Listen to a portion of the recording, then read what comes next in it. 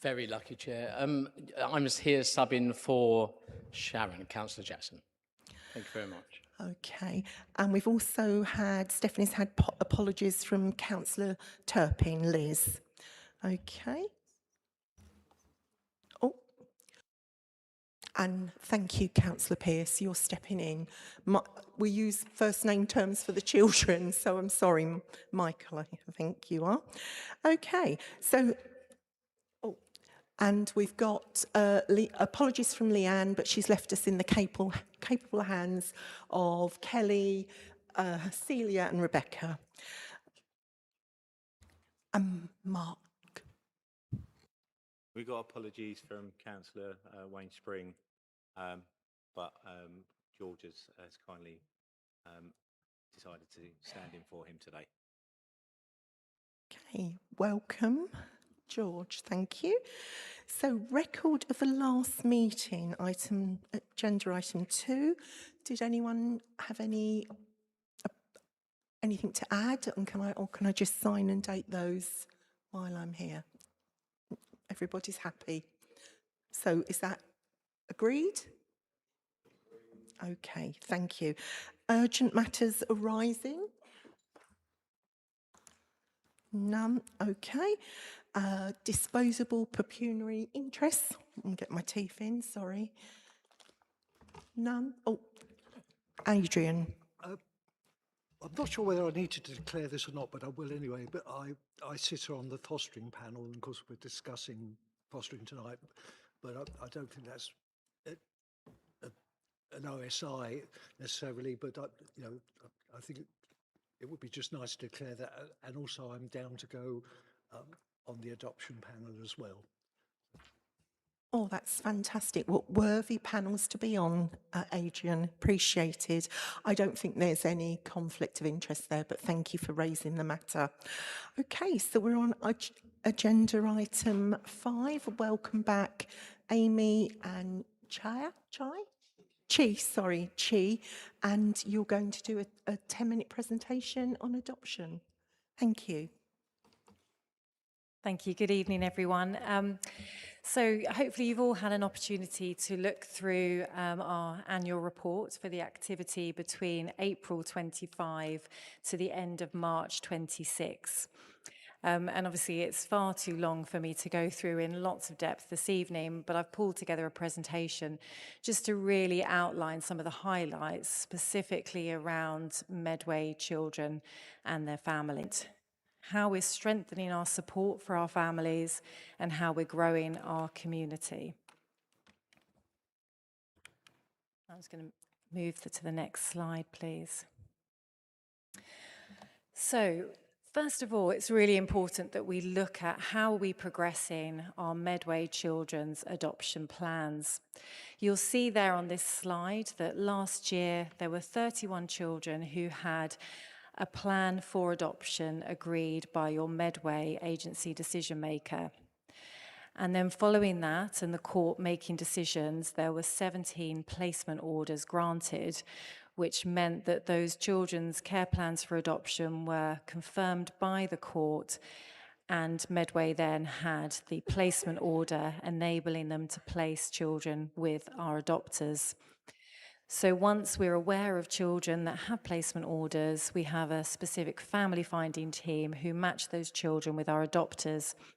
And you'll see there we had 21 Medway children that had their matches approved at panel, and then in the decision agreed by your agency decision maker in Medway. And then of those 21, 20 were placed. Just to reassure you that because the time frame is between April and March, what probably has happened is that a child will have been matched in the end of March and then placed in this financial year. And then you've also had 15 adoption orders granted for your Medway children. Something I really want to highlight to you is in terms of the timescales, and you'll see that they have been slightly up to last year in terms of how long it's taken us to place children from placement order to being placed with adoptive families. But I think it's important to contextualize this and think about the number and the cohort of children that we place. So 20 children in Medway were placed. Of those 20, 50%, so 10 of those, were placed as part of a sibling group of 2, which I think is an incredibly positive story in terms of the fact that, we are, as you know, in a national situation around adopter sufficiency. So to have 10 children placed as a part of sibling group of 2 is a really good news story. And also within that cohort of 20 children, we had 2 5-year-olds and 1 7-year-old as well. So I think it's really important that sometimes when we look at timescales, we need to be reminded that they're reflective of individual children, and it's about us getting the right match for each child. And obviously you'll know that we work closely in adoption partnership with Medway children's social workers to do that. And then you'll see that both our timescales for placement order to match and placement to adoption order remain well below the national average, which again, we're really proud about. If we could move on to the next slide, please. So then moving into the diversity of our approved adopters. I know that in the last time I presented this report, you were keen to understand more the age profile of our adopters, so I've added that into the annual report. And it's interesting when you start to look at those numbers to actually look that we are recruiting adopters between a wide range of ages, so from between 20 to 30s and 40s to 50s, and then we've had a couple of adopters 60 plus. And really, as I said previously, age is no barrier to adopting. You do have to be over 21 to legally adopt, but we're always keen to look at what can each individual applicant offer our children that need adopters. So we've continued to try and broaden our diversity around the adopters that we're recruiting for our children, and we continue to strive to recruit more adopters from the global majority.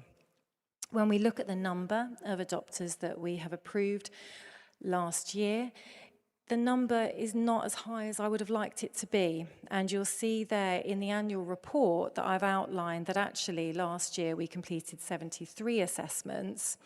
And of those 73, we had 6 households whom we had to delay the approval because of issues, often health issues occurring that we needed to resolve before they could be approved. And then we actually had 6 where they had personal circumstances that meant they withdrew from the assessment, often right at the end once the assessment had been completed. So we are in a climate currently where we're looking to raise the number of approved adopters so that we can remain sufficient for our children. But we're also really mindful that we need to get it right for children.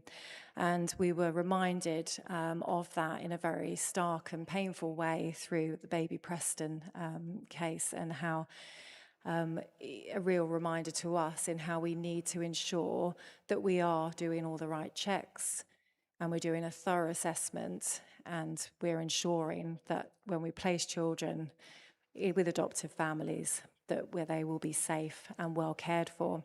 So we'll continue to strive to up our approval rate this year and to be able to recruit more adopters.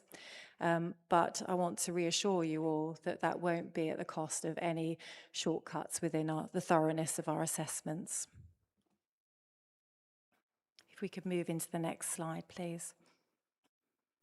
So our adoption support, and hopefully in the annual report you will see how proud we are of how we've been able to develop what we offer our families from when we place a child with them right up until their child reaches adulthood.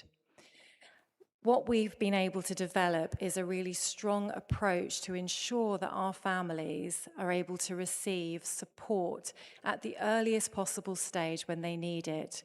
So for now, all of our families that we are placing children with, they're able to attend a 3-session therapeutic parenting session, and this is incredibly important because it really builds strong foundations for our families. But these sessions happen in person as well, so it means that our families connect with each other and build peer support as well through them. We've also got a really clear pathway into the support that we provide. So we have a dedicated support and advice line. So when a family contacts us wanting support, within 5 working days, we're able to provide them with a support and advice line call. And it's one of our therapeutically trained social workers that delivers that call. The calls take about an hour, and they help to really unpick and support families with what's happening. Sometimes it means that the families don't go on to need further support, but often they do, and we actively encourage our families to access. We are going into our second year of being part of the Department for Education's support pilot, where they're looking at how can regional adoption agencies better utilise the ASGSF funds. So they have been able to provide quite a lot of that money up front to us as an adoption support service, so that our planning around our therapeutic support can be more strategic, being able to have that funding up front rather than do it, which is currently the ASGSF model, which is around individual spot purchasing of therapeutic support.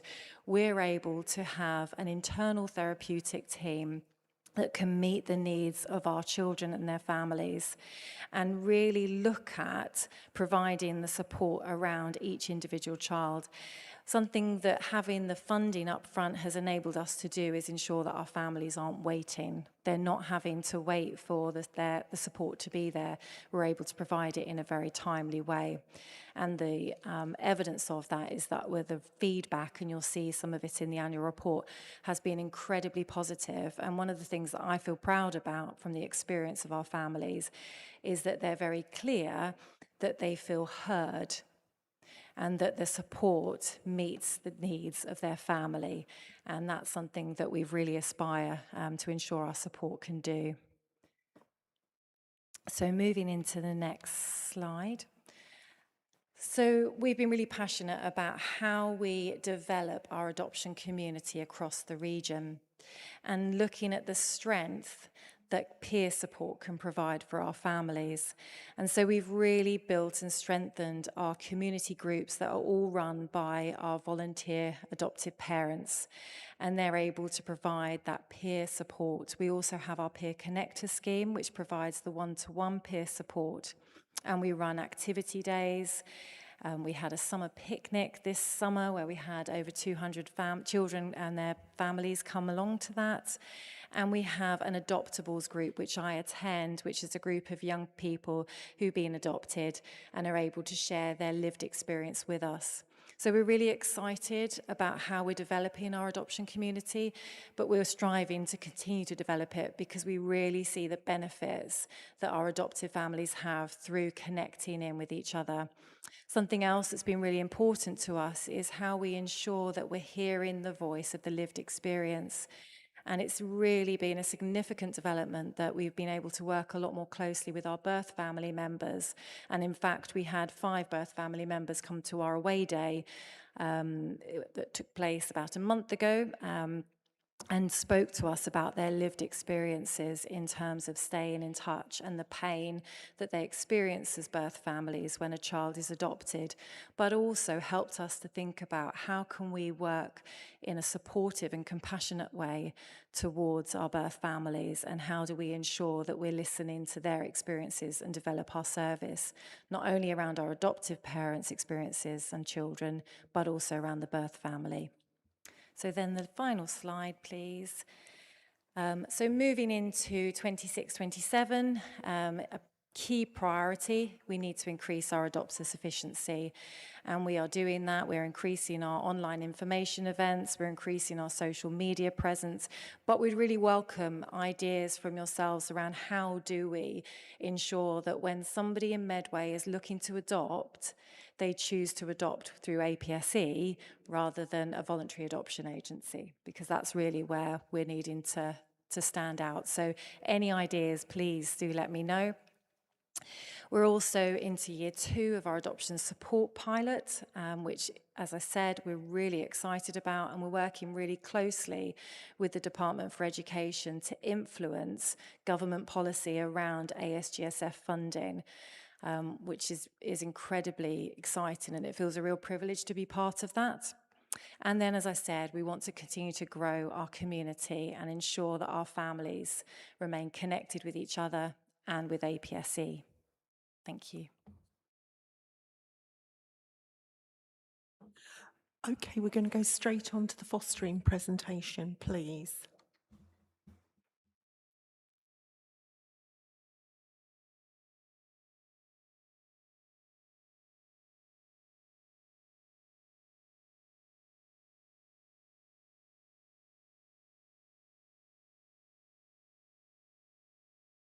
Okay, thank you.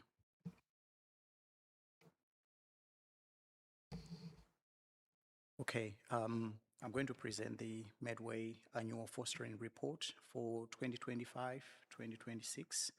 And overall, we can say that this has been, we saw steady progress against a challenging national backdrop with improvements in recruitment, permanence planning, kinship support, and placement stability. Moving on to the next slide. So I'd like to highlight our key achievements over the year we're reporting on. We're confident that, okay. We're confident that, much better. We're confident that we delivered improvement, and this is ongoing. So over the year, we had quite a good conversion rate of about, we had 14 new fostering households approved. And our numbers at the end of the year were 81 approved fostering households supporting 128 children. We saw an increased permanence planning and matching activity. We expanded the mockingbird support model, which continues to be quite popular with our foster carers. And the outcomes we're seeing are really good. We also had our permanent agency decision maker appointed, and that has really been a good addition for our governance. We are proud to announce that we were selected as one of only 7 national DFE. Regarding our private fostering, we achieved 100% statutory compliance in private fostering visits and reviews. Okay, so the highlight is that the services strengthened capacity, governance, and permanent outcomes whilst responding to increasing demand. Moving on to the next slide. This is on fostering, sufficiency, and recruitment.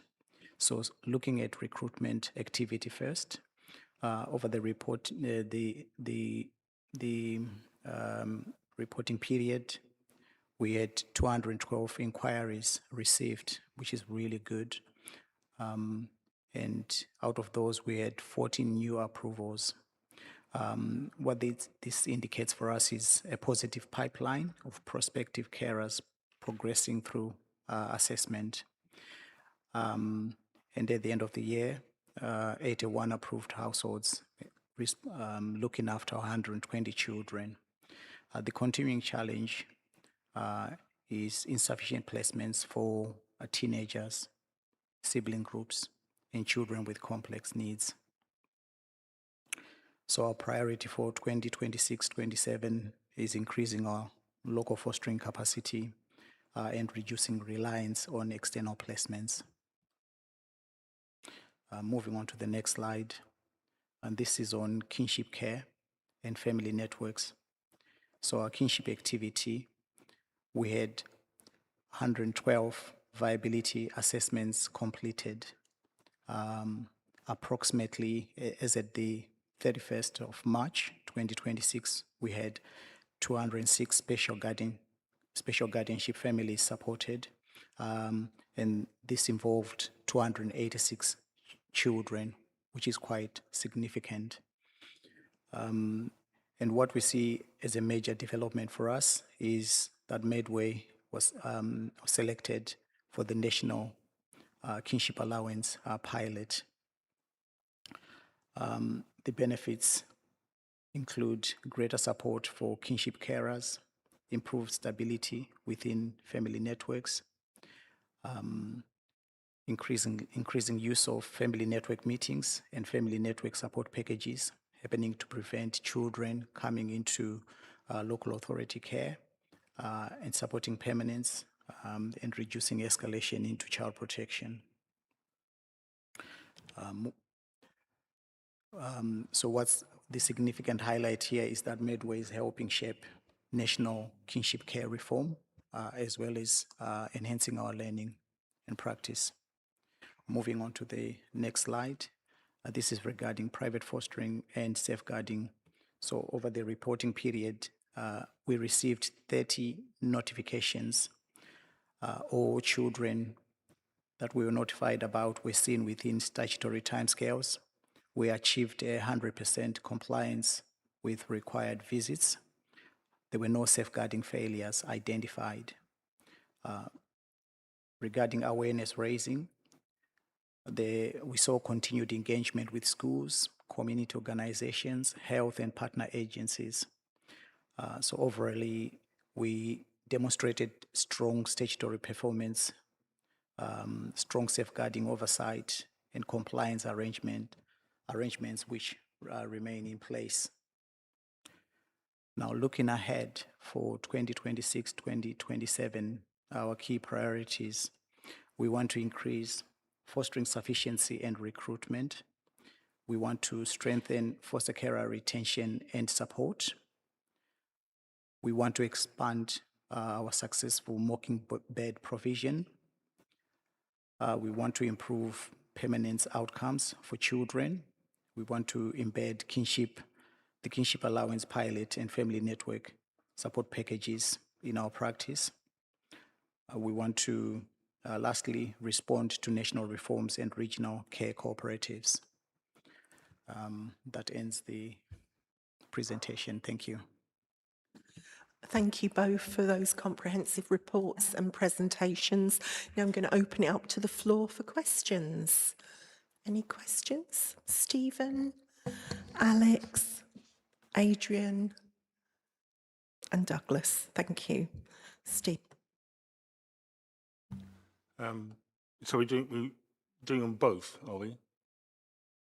Both. So I've got a question for across both of them. Or two questions, shall I say. Okay. What are we doing to recruit more adopters? When there are children, older children, maybe children with complex needs, or where there's more than one child, either where there's a sibling group. So that's the fostering.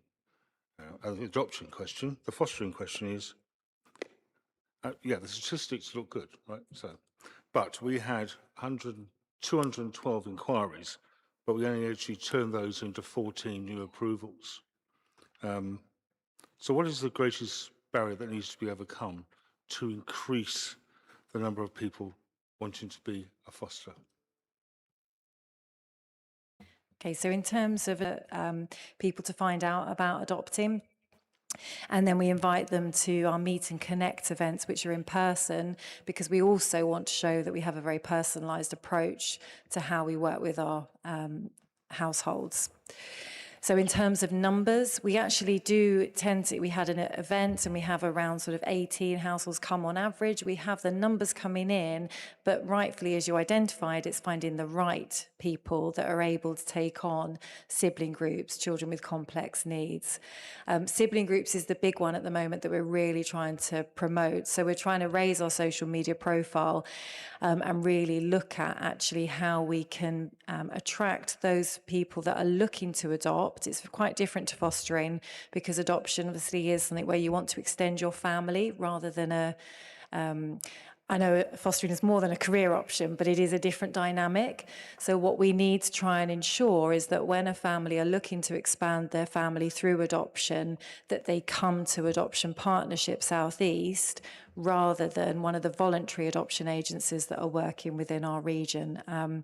So we are aiming to try to approve 80 adopter households for this time next year. So yes, but any ideas around how we profile ourselves more, we'd be glad to hear them. Thank you. Just a follow up on the sibling side. So the MP for Sefton, Bereston, when he was living here as Councillor Eston, he he adopted 2 children, and they were the 2 youngest of a group of siblings. And I know he had issues, not so much with the children he adopted, but the hierarchy within the sibling group. How is that tackled?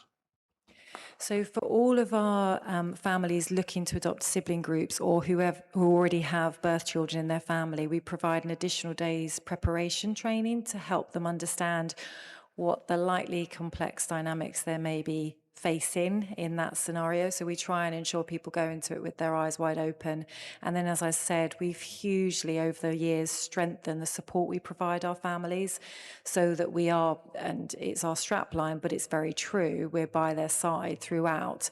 No longer, historically, we'd have families adoption order granted, and then they would come back if they need us. What we're now promoting is stay connected, because at different stages of your children's lives, you will need support, and we're here to help you navigate that.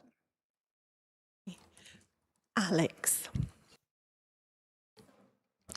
Sorry, Charlie. Okay, thank you. In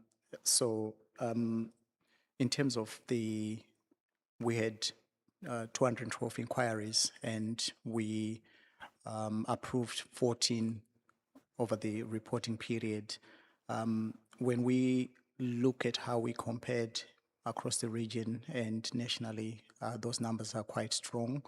What we'll need to highlight is that inquiries are an indication of interest, so it's important to know the number. We do have a process to triage, and we provide further information, and we have we have visits that we arrange. So the pipeline itself ensures at every stage we want to ensure that we are assessing the right people, and it's important that we also think about safeguarding matters, and that these are going to be the safety of children that we are likely to place with our foster carers. So the robustness of that process ensures that the individuals that go through are the individuals that we are going to have confidence to place our children with. However, we're not complacent with those figures as well. What we want to ensure is that we reduce the time it takes to assess. And over the reporting period, we are confident that in this new year, we can reduce the time period. It's also about how quickly we get to people that are expressing an interest so that they don't fall away. But the process as we see it is improving year on year, and we're always looking at how we can enhance our approach and ensure that we retain attention of those that are prospective applicants, and we complete their assessments robustly, obviously, so that we can be reassured that we are having the right people approved at the fostering panel. Alex, then Adrian. Thank you, Joe, and thank you, Amy and Chi, for your report and for all you do for our children and young people in Medway. Stephen's already asked one of my questions about recruitment, really, but just on the back of that, and apologies if you've already mentioned it in your report, there was a lot there, but of the 61 households that were approved, do you happen to know how many are willing to take children who are older, who have complex needs, or indeed sibling groups as well? How many are there? Thank you. Approved adopters for any child, any number of children, so we wouldn't be able to work that out. So really it's trying to ensure that we have a pool of adopters whom we can think about, are they the right match for these children? We do have adopters that are specifically wanting to adopt an older child, and I've said this before in this meeting, in adoption, when we talk about older children, the oldest age really we'd look for an adoption would be around 7 or 8. And that's because adoption involves the child's parental responsibility being severed and taken from the birth family to the adopters. And as a child gets older, that's quite a difficult concept for them. They don't want that to happen. So it is more challenging when it becomes the older children. But so I'm really sorry, I can't give you the exact number, but yes, the majority of people that come to adoption come with the image of a baby, and then we help to explore, actually, there's so many benefits from looking at a child that's slightly older or keeping a brother and sister together. So we try and support them in that thinking. Thank you, Joe. Just very quickly, but it's clearly not enough. We need to be recruiting more, and I think you're facing the same challenges in fostering as well. So, okay, that's interesting. Thank you.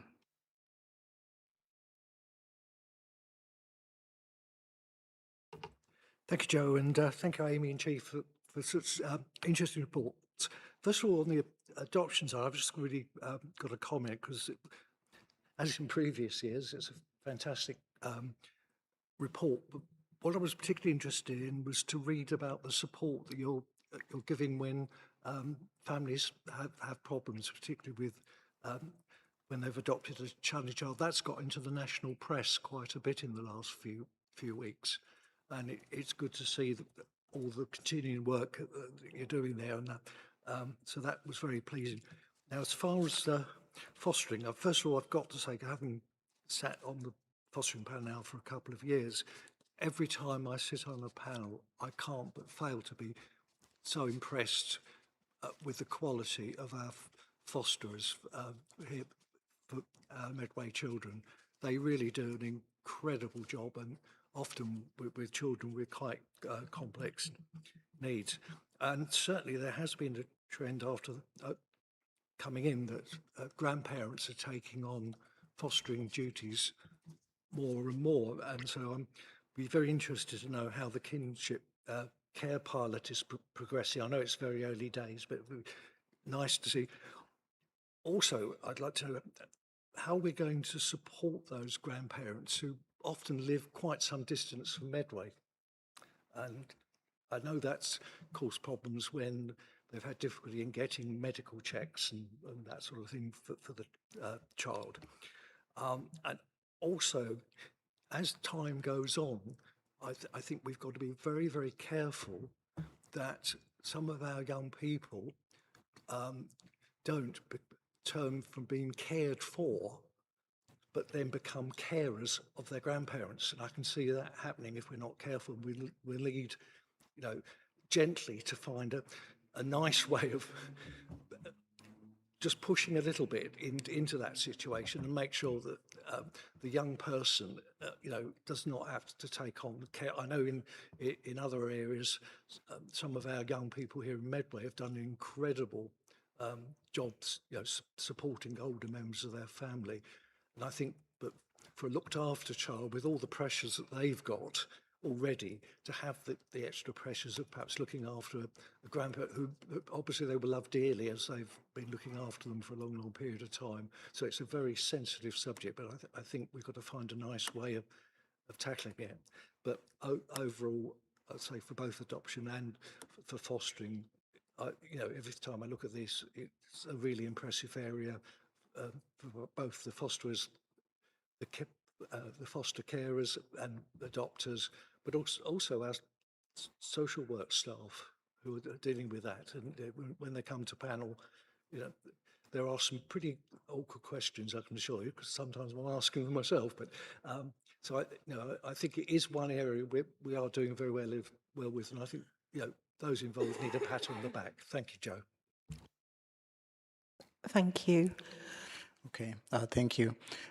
So yeah, I'm delighted to say that the kinship pilot went off to a really good start.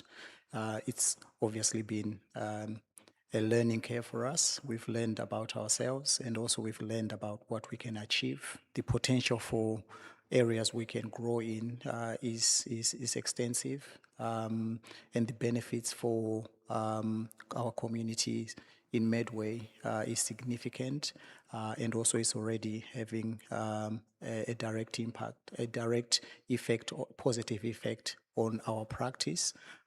in terms of how we need to know more about our families and how we need to identify support for them.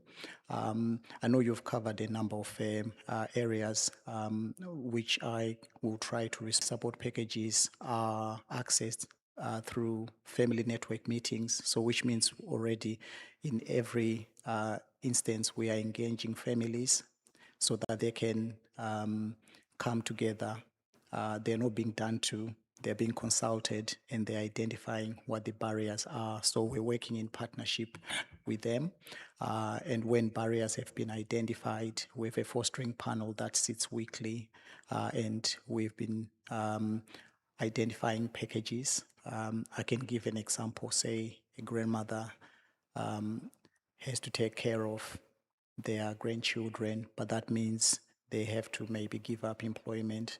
But if they come to the FNSP panel, Family Network Support Package, we can identify when that's been identified as a barrier could lead to us agreeing a package where the lost earnings are covered by that package over the period to stabilize care within the kinship network, so children are not coming into our care, and we're achieving that offset from the allowances that we're that we're claiming from the DFE on the pilot, which means that's our offset. So as at the end of the previous year, the number of payments that we're making are part of the offset pot that we're using for that. In addition to that, we have what's called wider support, which is part of the pilot as well. And so what we've been thinking about for those out of area kinship arrangements is an outreach program. We're looking at commissioning as a possible option, which means they can be helped to navigate the space, identify barriers they're facing, and connect with support and resources in their local areas. And also we can identify what key issues they are facing. So this would be available for those within Medway and out of Medway. And regarding children, we also appreciate that there may be opportunities for us to ensure that they have access to support like independent visitors, which could also be a support for them. So the DFE is encouraging us to be creative in terms of what interventions we put in place for our kinship families. So we're taking that on in our stride, and we're confident we're going to see improvements in this area. We also have a delivery staff as well as part of the grant from the DFE. Which means we'll have a kinship information officer, a project manager who reach out and support families across Medway and outside Medway.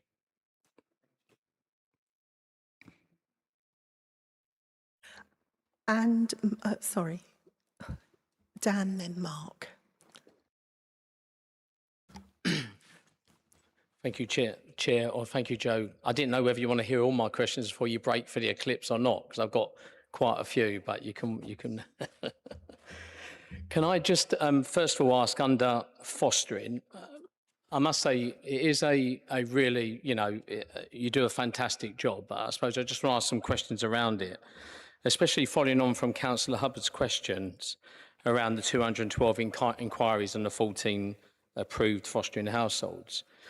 What would have been helpful would be to know how many withdrew, how many were screened, how many remain in assessment, and most importantly, I think, have we actually asked those who withdrew why they walked away? And I know you would, Chair, I know you would have asked, but it would have been really good for us to know that information, because when you have so many come through, you need to learn, don't you, from those that have why they've walked away, or whether it's something that we've done, etc.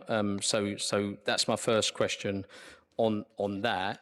The second one is, we repeatedly hear, don't we, that the hardest children to place are teenagers, sibling groups and children with complex needs. But what are we doing differently this year that we weren't doing last year? We need to know it's not just about recruitment campaigns every time, is it? We need to know what other, there is a lot of good practice. I know your team do some really good stuff, but there is a lot of good practice going on around the country as well. So I'd like to know what you're doing on that before I move on to a couple of others. Okay, thank you. Okay, we just want a 2-minute comfort break, if that's okay. Somebody wants to go and look at the eclipse. So Give you you've got time a to few answer that minutes. first question. Okay.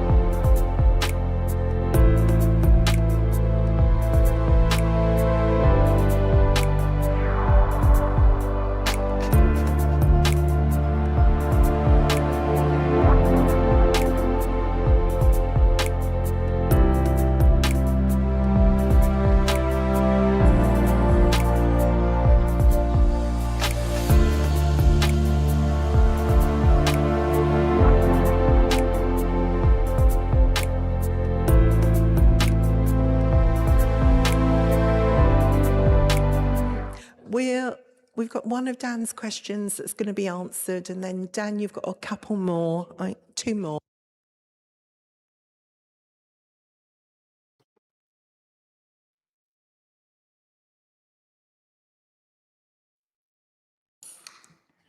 was having some technical difficulties. Okay, so in the appended fostering report, there are numbers. I think the detail of it to include that didn't make it into the report that you saw because it goes into a more detailed analysis of what happened for that accounts for that droppage. But regarding our headline numbers, of the 198 inquiries that did not result in approval, 176, which is 89%, did not progress from inquiry to the initial home visit. And this is basically based on the eligibility criteria not being met, people's competing commitments, changes in personal circumstances, and the realities of fostering.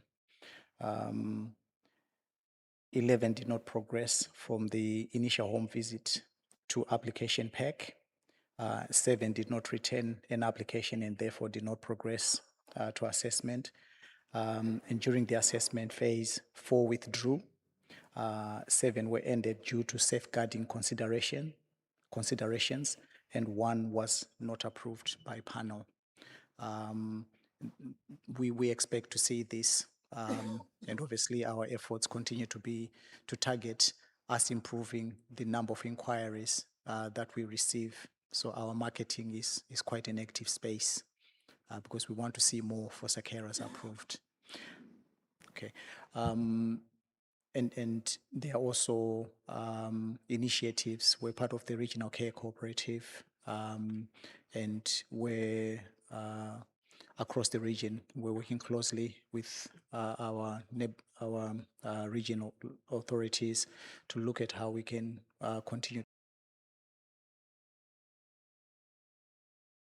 Question you asked about. You asked the question about what we're doing to. Was it to increase? What you're doing differently this year okay. Instead of just a normal recruitment Okay. campaign, what you're doing differently? Yeah, so we're being supported by the Regional Care Cooperative. That's an area where we continue to meet and look at new initiatives.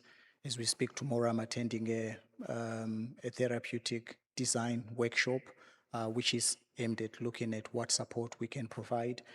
We've looked at also our training support, our training that we providing our foster carers, and this training is provided even during the assessment phase as well.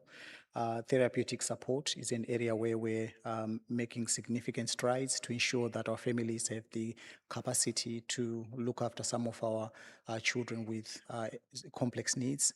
And we also, the area of enhanced payments and packages to ensure that they have adequate support. Increased supervision is what we're, structured, purposeful supervision. Stability meetings, making sure we quickly have stability meetings so that we can get ahead of developments and put in required support. The expansion of the Mockingbird program, when we finished the reporting period, we had 3. This year, we've already launched 1. We're looking at launching another one, September, October time. And this is becoming quite popular with our foster carers. Some are joining expressly because they want to be part of a Mockingbird constellation. We also ensuring that we have peer support for our foster carers, ensuring that there's practical help. Our family support workers are working actively with families. We've also ensured that we have a stable workforce as well, robust management in place. So this is all building to a place where we're offering a really good package. We also want to continue to listen to our foster carers. We want to have really good communication with them. We want to be accessible to them. We want them to feel listened to and to be part of co-production. So one thing we're doing differently this year is having a select group of our foster carers sitting with us, co-producing our activities and the support that they receive. And, you know, just having regular opportunities to meet with them so that they can also air their views and we can identify areas where we can continue to make improvements. Thank you, G. And thank you, Joe. My final two are pretty quick. Kelly, you may want to answer this one, I think. It's such a good service, but, you know, when you look, you have 83 active in-house placements on fostering against a budget assumption of 93. And even those placements are costing an average of £603 per week against the 560 that you budgeted. That's roughly 290,000 overspend. So the 10 placements below the number we budgeted for, and the placements we do already have that we are already costing more than budgeted on the plan you have, they're already costing more. At what point does stabilising capacity become an overly optimistic description of the position? And like I say, fostering and adoption is such an important, it's a key service. But I suppose what I'm saying is, what's the actual financial cost to Medway of those 10 missing in-house placements once the cost of independent placements is included? Kelly, I'm not asking, you won't want me back here again, but I'm not asking, you don't have to give me an answer directly tonight, but it would be good to know if you can. I think Mariah's given me the nod that she can support with the financial element of that, Councillor MacDonald. And if we don't answer, I'm happy to take away the question because it was quite complex and provide a written answer. I am happy for it to come. If you didn't want to answer now, I'm happy for it to come in. I'm happy for Mariah to have a go. Go on then, I think yeah, if we okay. can. Thank you. So the average is obviously made up of an average cost of all the placements because the amount we pay to providers depends on the age of the child. The older the child, the higher the increase of placements. That works the same for our independent fostering agency. But to answer your question, on average, it costs us somewhere between £600 to £800 extra per week for every child we place with an external IFA compared to an internal IFA. What I would say is on the average, it's only 0.8% above what we budgeted for. That's how close we are on some of our forecasting. That answered the question. That was really good. And my final one is just for adoption. I don't leave Amy out, obviously. You know, the service and the report is brilliant. Some really good positive stuff there. But the averages can hide children that wait the longest sometimes. So, you know, the averages are there. And I suppose how many Medway children have currently been waiting? You don't have to give it to me tonight, Amy, unless you've got it in your pack. How many roughly have been waiting more than 6 months, more than 12 months, and more than 18 months for the adoptive match? Because the key thing, and Amy and Joe as chair, you can bring it back if you want, but the key thing is to know what they have in common. Is it the age? Is it sibling status? Is it the ethnicity? They're really good because if people are watching or if people want to see, they're really good challenges you see to make the service even better because you do a great job. Honestly, I'm not criticising both teams, but those sort of stats in reports, if you miss them out, that helps us with... I have got the numbers. What I'm also mindful of, so currently for Medway, because obviously I have to make sure I've got the numbers for Kent and Bexley as well, but for Medway at the moment, there are 10 children with placement orders and no match. What I'm mindful about not doing too much is giving too many details around the specific children, but what I can do is provide that after this meeting. But it is the huge pressure point within that, I would say, as sibling groups looking at the cohort.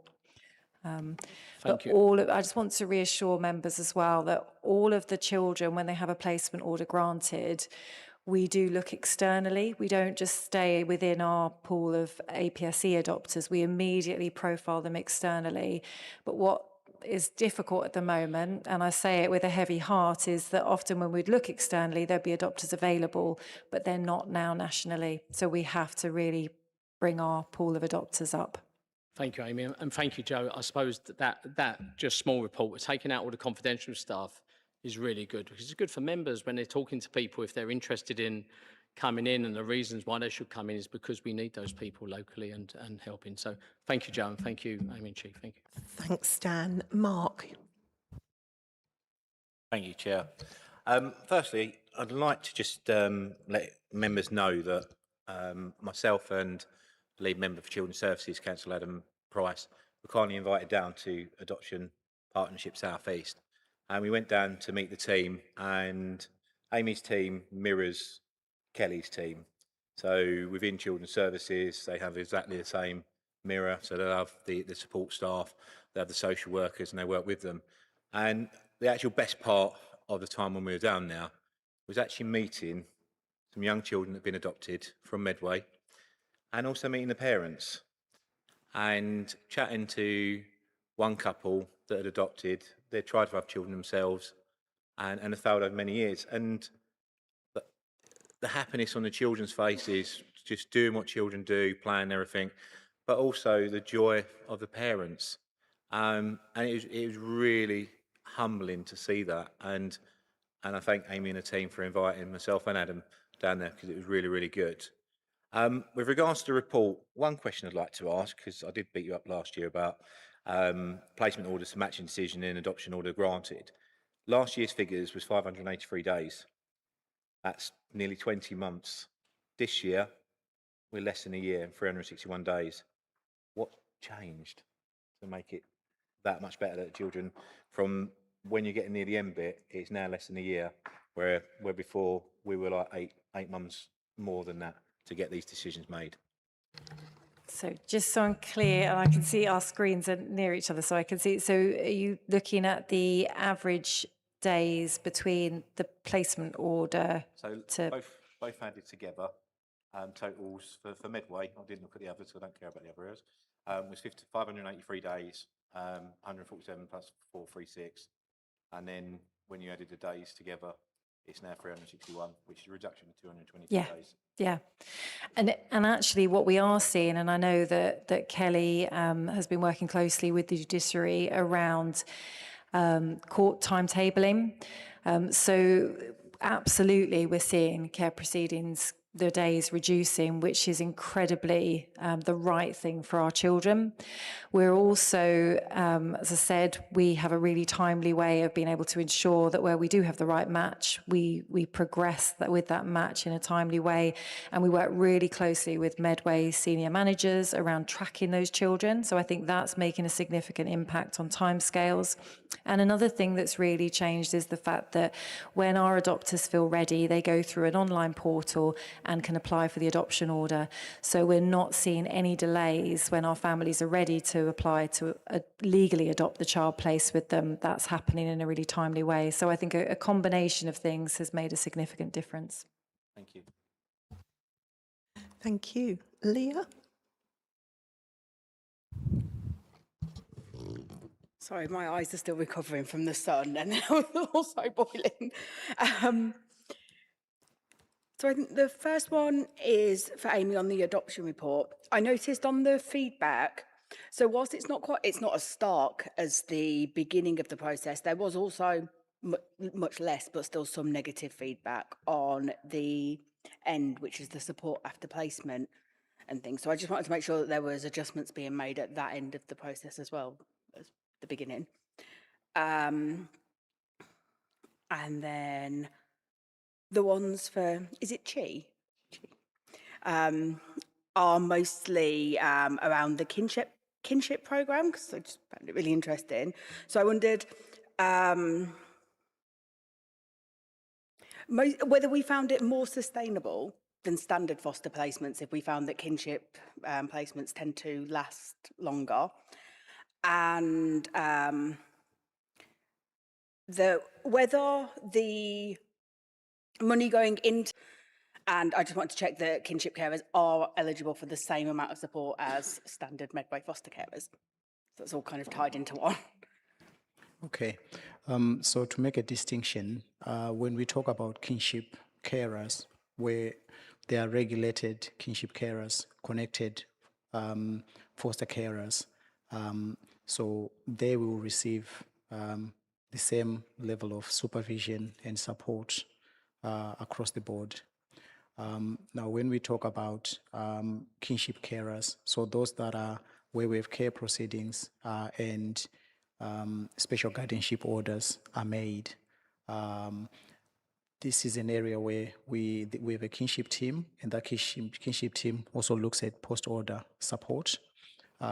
So there are support groups that are arranged, and also where the need arises and there are significant support or required, we can also access the adoption safe, special guardianship fund for them. We also have access to kinship partnership. We're part of a pilot. We can also access support from them. But what we want to do this year, having started the pilot, is go further and look at how we can commission support that they can access. We want there to be more contact with them over the phone, that they can call or they can receive calls to check in on how they're doing. Some of the initiatives I was talking about, for example, commissioning the kinship reach from kinship partnership is one example. Also, independent visiting as well for children in kinship arrangements is another. So in terms of the pilot, what this offers is an opportunity for us to extend the level of support, because eligibility is based on live with care arrangement orders, whether they were made through private or public proceedings, can access the national minimum allowance rate, which is quite significant and helpful support for some of our families that are really struggling through it. You will appreciate that most of our kinship carers are elderly grandparents who maybe have retired, have pension, and are relying on their pensions to manage the arrangements they take on. So this support comes at a really good time for them to be supported. It means it's not means tested, which is helpful, and also it doesn't impact on their savings, on their pensions, and on their universal credit and other benefits. There's no tax impact, so it's really significant support that will see families manage difficult times. We also have the family network support packages as well, which is another opportunity for us to ensure that less of our children are end up in foster care. We know the foster care that we manage is a suitable alternative to kinship care, but it cannot replace the benefits of kinship care. Kinship care should always be our first option, because we believe children thrive, they are networked, it's good for their identity, culture, and heritage to be part of their families. So this is why we want to drive, and make significant strides in this area and reduce children coming into our care. The direct benefit of that is that we spend less on expensive external packages and ensure that we're supporting families more, which is really good practice. Apologies, can I ask which bit of the feedback were you asking about? Apologies.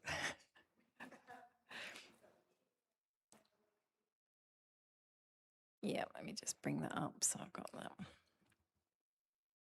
Sorry, I'm just going to say it on the mic because I've realised I didn't turn it on. So it's on page 51, it's the charts bit. Thank you.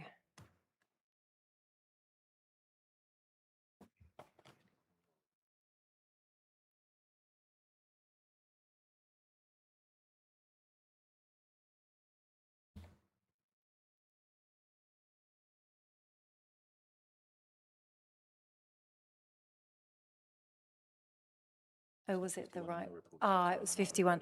So I was on the right one. Sorry. Thank you. Lovely. Yeah, so that's in terms of our adopters' experience when they're being assessed. Yeah, so absolutely. And, I think it is important for us to clearly show you what our families' experiences are of our service. So that data relates to our families that have been through our assessment process, had children matched and placed with them, and then the adoption order granted. So what that means is often the data will relate to an experience that happened over 12 months ago, if you think. So what we identified from having that feedback and sort of a year ago, in terms of we were seeing that our households were experiencing delay between stage 1 and stage 2 of the assessment process and were sat in stage 2 pending. And it meant them not feeling connected with us, that it kind of put sort of a bit of a barrier up. So we actively changed the way that we did the assessment process, and to ensure that families that we were bringing into stage 1 would then go on to be assessed straight into stage 2. So we've really changed that. So my hope is that this time next year when I'm presenting the report, there will be a difference in that experience. But that's why that data sort of relates to prior experience. But I want to reassure you that we clocked actually we needed to change things because we want our families to have a positive experience all the way through. Thank you. Back to you, Leah. I think that's it. So I move that the Children and Young People's Overview and Scrutiny Committee note the annual report as set out at Appendix 1. That's for the adoption annual report, and for fostering, we note the contents of the annual fostering report 25 and 26 and the annual private fostering report for 25 and 26, which is attached to Appendices 1 and 2. Okay, and the extra bit that Dan wants. We'll put that as an action, okay. Is that agreed? Agreed. Seconded? And agreed, sorry. Okay, thank you so much. And now we're on to item 6. So it's the changes to ADHD, autism services in Kent and Medway, pages 111 to 124. And we welcome Ed, George and Kate. Thank you.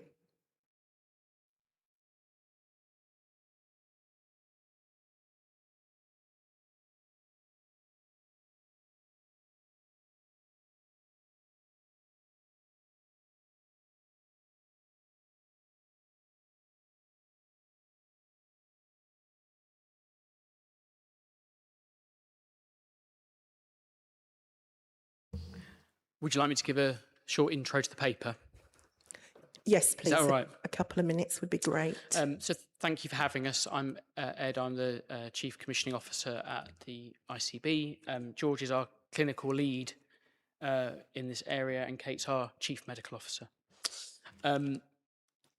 So I'll start. This is a complex issue and a welcome discussion because there's a lot of connection between the work of the Council and the NHS in this area. What we're experiencing at the moment in terms of ADHD and autism assessment is a combination of increased demand for assessment, which is quite significant, and quite a significant change in the nature of the provider market providing assessment services. This is not unique to Medway, Kent. This is a national phenomenon and something that all across England is currently being grappled with in the way that I'm going to describe we are. The way we are approaching it, and you've got a paper that lays out some of the dynamics of how much the ICB is spending in excess of what it has done in previous years, which is a reflection of the growing demand and the change in the provider sector. So you can see that we are actively spending a lot more in this area than either we've budgeted for or that we used to in the past.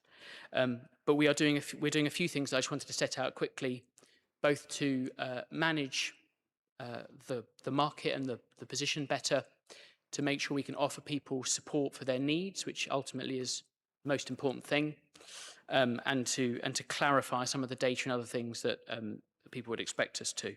So the first thing is that we have a series of interventions. The most the one that George might talk about in a minute when we get to the questions is something called This Is Me. So interventions that are designed to help people with the needs they have in day-to-day life, which we should be doing irrespective of whether they have an assessment outcome, because that's the thing they need support with. Some people obviously want an assessment outcome as well, but I think a lot of people just want access to support. So This Is Me is a programme we've designed building on the work of others around England. I know you have it in Medway, and we are actively looking to roll that out and learn from what's gone well in the different parts of Kent and Medway doing that programme to get a bigger and better version of This Is Me. We are also trying to manage the access to waiting lists, referral patterns, and ensure equity of access to the service. So at the moment, we have some statutory providers who are providing large numbers of assessments. We also have what we call right to choose providers. Those aren't all providers that NHS Kent and Medway has contracted to work in this area. Under the NHS framework, providers that hold a contract with another ICB in England can provide services and charge us for those in the right circumstances. And what we're trying to do is work on a model where we can have a single point of access for Kent and Medway patients, and we can make sure that access to assessment is based on clinical need, and it's based on when you joined the waiting list. So we want to really do decisive things about that equity. The thing we are doing in year, which is what prompted this invitation, is that we need to manage the throughput of assessments through the providers that we are engaging with. And we're trying to balance three things when we're doing that. Number one, our obligations to provide services to meet need. Number two, our obligations to balance the NHS's budget. And you will be aware the NHS in Kent and Medway is in a difficult financial position. And the ICB in Kent and Medway has an agreed deficit with the NHS that is unusual. We are, I think, the only one in England who's in that position. We need to manage our way out of that. So we need to be very careful about managing our budgets, and we need to balance the right of patients to choose a provider when they're referred. And therefore, what we are using is something called indicative activity plans. Those are not particularly used only in this area. They are part of the standard contracting framework the NHS uses for services. And the idea of an indicative activity plan, which I think is be obvious to most people, is that when you buy a service from a provider, you set an expectation about how much activity you're buying from them, how much of the thing that they're doing for you you want. So what we're doing is using that mechanism to set an expectation with each of our providers about how many assessments they'll do. When we're doing that, we are managing access to assessments through a clear system of prioritisation. And George might talk a little bit about that clinical prioritisation in a minute for you. It's a very clear prioritisation based on need. We are then prioritising the treatment and medicine titration and other things of those who've had an assessment and are in the care of providers already. And then, up to the value of the indicative activity plans that we've given each provider, they'll be doing new assessments. So indicative activity plans aren't a new thing. They existed last year. And the communication, which I think is fair to say came out in the way, not in a way that the ICB didn't plan, to be straightforward about it, where one of our providers started advising patients on their waiting list about what to expect on the timing of their assessment, is a deliberate design on our part, because we think it's important that we explain to those who are on a waiting list for an assessment where they are in the waiting list, when they're likely to be seen. And for each provider who has an IAP, it is not the case that we've told them they can't do assessments per se or stopped all routine assessments, but we're asking them to manage the number of assessments they do, taking account of the activity they've been allocated, and the priority assessments, existing patient caseload that they've got, and how many new assessments they can do within that contract value. So that IAP process means that providers will need to write to people at some point to tell them that when they're going to be seen.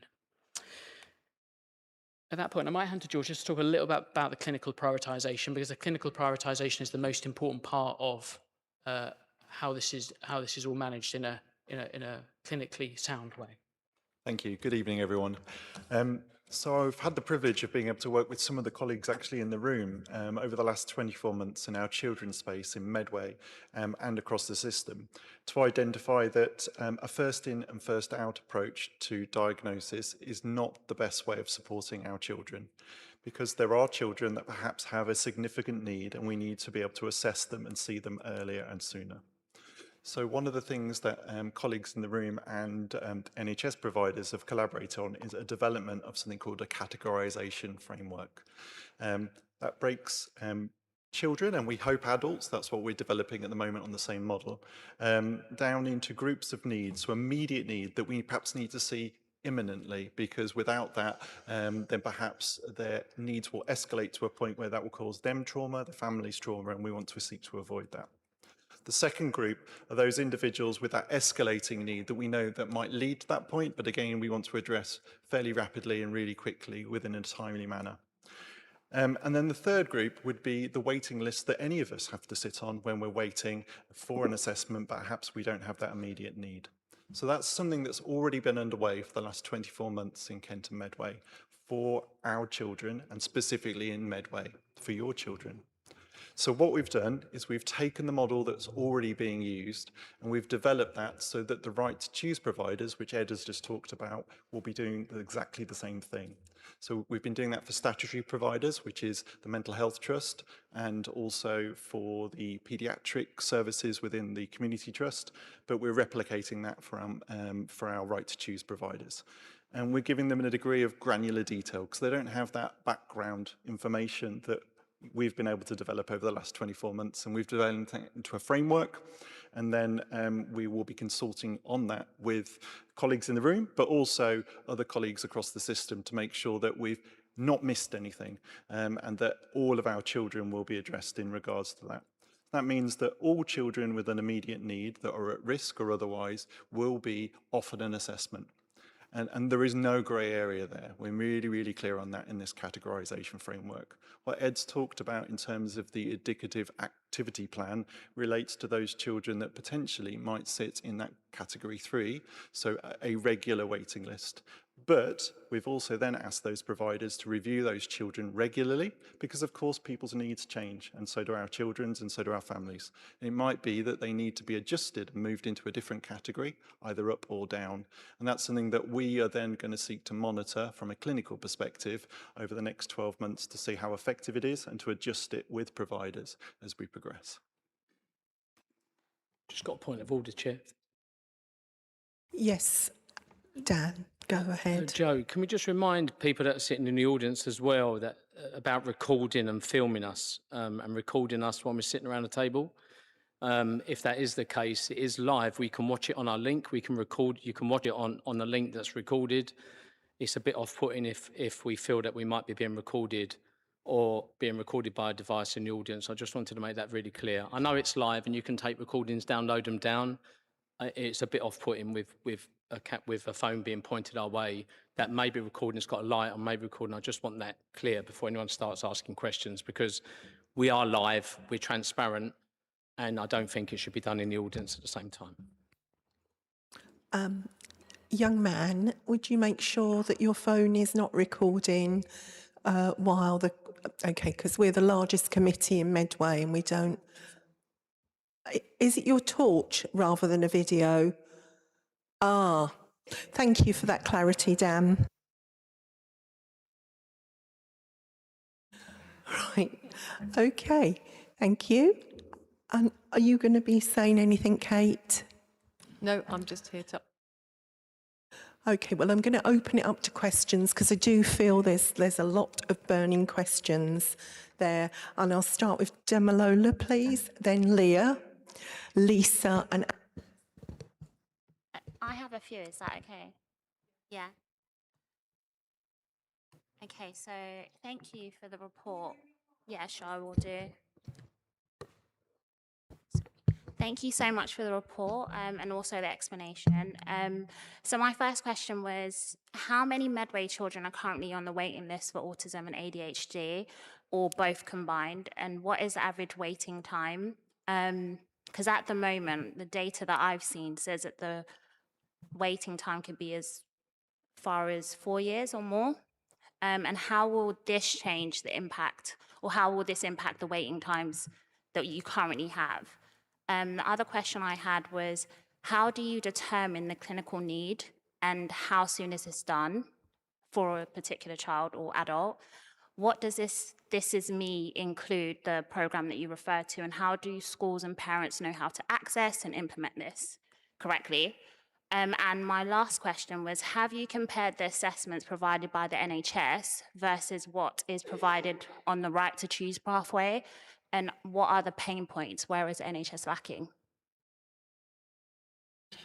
Okay. If I start on the first one, and then I might hand to George for the this is me and the clinical questions. Is that all right? So one of the things that is problematic for us at the moment is having absolute clarity about the data related to how many children are on the waiting lists in total, and quite how long all of those children have waited. So we understand the statutory provider answer to your question in much greater detail. So we know we've got somewhere in the region of 10,000 children across Kent and Medway waiting for an autism assessment, and something like 4,500 waiting for an ADHD assessment with those providers. And we think the Medway number is something like 4,000 of that total, the two added up together. That's Medway and Swale, though. The bit of the picture we don't have a clear answer to your question about is the right to choose providers. There are more than 40 providers in this market. There are new ones entering all the time, and the data picture is patchy, partly because data is submitted into more than one collection, partly because the quality of the data is not always very good. And so it's hard to answer your question about how many people, in addition to what we know about our in-system statutory providers, are on the list. The other thing we do know is that there's a possibility that some children are on the list more than once, and that some children are on both an ADHD wait list and an autism wait list recorded separately. So you may find the same child is on a waiting list with multiple providers for more than one assessment. And all of that makes it very hard to give a straightforward answer. I hope that's clear as far as I can be, to give you a precise number. In terms of waiting times, the waiting time for those who are in the sort of standard waiting category, not a priority category that George was describing, is long. It can be years. That's not where we'd want it to be, clearly. But what we think is extremely important is that within the waiting list, we are seeing people on the basis of that clinical prioritisation. So if I hand to George to talk about how that happens, is that okay? No problem. So if we take your first point, which is around when will this happen, we will be asking the right to choose providers to do the same as we already do for our statutory providers. So for right to choose, it is slightly different. So the parent or the child would go to their GP. The GP would make that clinical decision that there was a clinical need for an assessment, and then a referral will be made through. At the point of referral, that's when we'll be asking, at that triage point, even before there's a decision to be made whether an assessment is required, as part of that triage is to ask those curious questions and to identify the needs of our children. So that's where we would begin. In terms of the granular detail of the categorisation, what we'll be asking is the providers to be led by their clinicians, because they will be on the ground seeing those children, meeting with those families. So we're not going to be dictating that. All we're doing is sharing what we're already doing with our statutory providers. Now, This Is Me is a really innovative approach in that it wasn't named after The Greatest Showman, but I'd like to think that potentially that's where the link is. In reality, all of our children are very individual. One of the things that I'm really keen to say as a clinician to you all is no one ever seeks a diagnosis because they're perfectly okay and that the world is fine and they're having an absolutely amazing time. Generally, there is something that isn't quite right for families or for children, and that's why we all go to the GP from time to time, is to seek that additional support. So This Is Me is a tool that was co-developed between the Kent and Medway system and Portsmouth. And it was trialled in the Sevenoaks area about 24 months ago.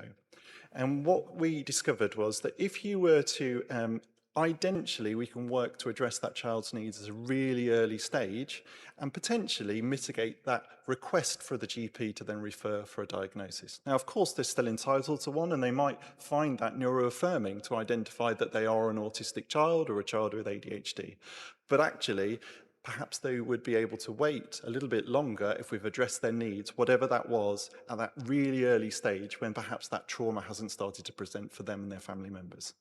So This Is Me is a way of identifying for all children, with or without a diagnosis, potentially the needs that they have that are different from the majority of children within the classroom setting. We've then took that trial, and in the Maidstone area, that was our kind of go live area. And we started that probably about 18 months ago. The idea was that Maidstone is a similar size and number of schools to Portsmouth. So we wanted somewhere that we could compare the two. Anecdotally, what we've started to see is that in that area, we have seen a reduction in statutory diagnostic requirements and requests. That doesn't mean that people aren't going to right to choose. And again, Ed's been really clear on the data. We haven't got that. We're not entirely certain yet, and we need to work on that. So our ambition will be, and we've now started in the Medway area and in Thanet, to start extending this so that it will go across all the schools. So to your question, in terms of what do we tell our parents? Well, hopefully very soon we'll be able to tell our parents that we'll be rolling out in all schools across Kent and Medway. And then we'll be working with our teams in schools. So it's led by head school teachers and the partnerships in schools, or communities of schools, sorry, to make sure that our head school teachers, our SEN, our colleagues, our parent carer groups are all familiar exactly what the offer is in the geography. We've also made sure that the GPs are aware in their area as well, because actually they might want to refer someone, but also tell those children and those families that they exist in their area.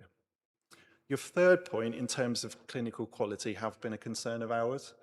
Now, in the preceding years to the kind of increase in the amount of providers, and Ed referred to 40, we're about 45, and we think we've got 5 more applicants in the last 3 weeks. What we are considering doing is clinical audits and spot audits of all those providers. Now, we didn't do that in the early days because we only had 2 right to choose providers. We'd worked with them for years. We've seen the work that they produced, and we were very confident in that.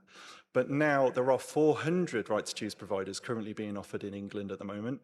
And so we're going to speak with National in terms of, let's not duplicate what others are doing in terms of that clinical kind of quality, but also to make sure that we can assure ourselves. So we're working at the moment on what would that look like based on the capacity of the teams available, and also what contractually we can oblige those right to choose providers to do, because they can undertake the assessments with or without our say so.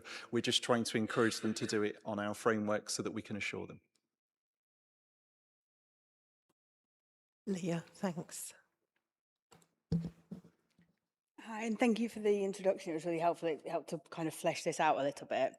But I'm quite concerned about the people who are already on pathways and were expecting the right to choose and all the different things and expecting kind of a time frame that already existed now being pushed back by 2 or 3 years. Because when I've got a child who has been diagnosed ADHD, and we, after about 2 years, so he was diagnosed and everything was going fine, we've now chose to medicate, and I'm aware that that option isn't available without a diagnosis. So actually, like, it's quite easy to look at those numbers on a page and be like, oh, a 4-year wait list, that sounds awful. But actually, when it's your child, that's their only shot at childhood. And it's the medication is the only way he can make it through a school day. So it has a real impact on people's lives rather than just being sort of the numbers on a page. So that was around the pathways and what can we do to ensure that people can truly access the support that a diagnosis brings. And then actually I went off on a tangent. I covered the medication, which was my second question, so that's fine.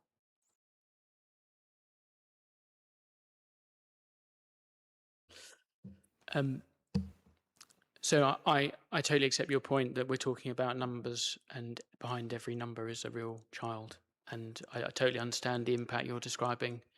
We're really aware of that. And there are difficult decisions here because obviously with a fixed NHS budget, we've got to make decisions if we are to spend more here on what else we aren't going to do as well. So it's not just a case of thinking about what we spend here in isolation in a system that where the finances are very constrained and there's a serious financial issue to solve as well. So we've got to balance all of those factors. Those who've had an assessment obviously will have access through the provider that did the assessment to medication. The main route to the medication is clearly through the assessment, and the clinical prioritization process is the way that that you would do that if it needed to be accelerated. I think there is that existing waiting list for those who aren't in those priority categories. I accept there is a wait, and that is not where any of us would like to be, but that is what we think is the right prioritisation decision to make. Then, George, you want to add to any of that? So just to take your point on medication, specifically because you described, not needing it and then wanting to explore that. So one of the things that we've built into that categorization process is the opportunity to be able to then assess that child at that triage stage. So be it your loved one or any other loved one of Medway, and to be able to say, is that need immediate? And they would fall within that category period that we would then see them earlier if required. Not everybody will be required, and equally, medication is not the only solution for that group of children. Psychoeducation is really effective as well. So it's about triaging, again, if there's been a bit of a gap between diagnosis and perhaps when we're exploring that, but they would still fall within the categories that I've described. So I think my wider question is more about what more can we do to address that weight. So rather than, I take the point around ending managing the right to choose and the expense of it. I understand budgets and how you make a decision here and it impacts over here. But how can we address that weight so that less families are trying to choose using that route and are able to access the support when they need it? So I think there are multiple components to that. The first thing that we are trying to do is to get a clearer picture of exactly how many individuals are on the waiting list, because we don't know the extent of the duplication between providers of children waiting in multiple places, or of the children waiting for 2 assessments. So it is likely, but we aren't able to empirically prove it right now. Then you have the prioritisation, so you see the right people. The programmes like This Is Me might help us to reduce the number of people who want an assessment, and it is about whether they want one, on the basis they're getting the support they need. And we are thinking about alternative pathways. The simple truth at the moment is that it's likely the more people are entering the waiting list than are being assessed. That's what's true in the statutory sector for children in Kent and Medway. It's likely that's true in Right to Choose. So we do need to find solutions, and we are thinking about how you do things like transfer those who are stabilised on medication to GP prescribing so that you free up more of the specialist capacity to do assessments and other things that optimise the capacity and the money that we've got to spend to see as many people as possible and look after those that have been assessed. I don't know if you want to add anything on that front, George. I think the other opportunity is to work with colleagues in Medway in terms of what are the barriers to the support that they're seeking and why are they seeking that identification. I think a prime example is the Education and Healthcare Plan. My understanding is that you still require a diagnosis in Medway to be able to access that, whereas not everywhere in the country that is, and maybe that's something that you would be able to support us with. That's certainly something that schools have raised with me. I don't know whether that's something that you've come across either.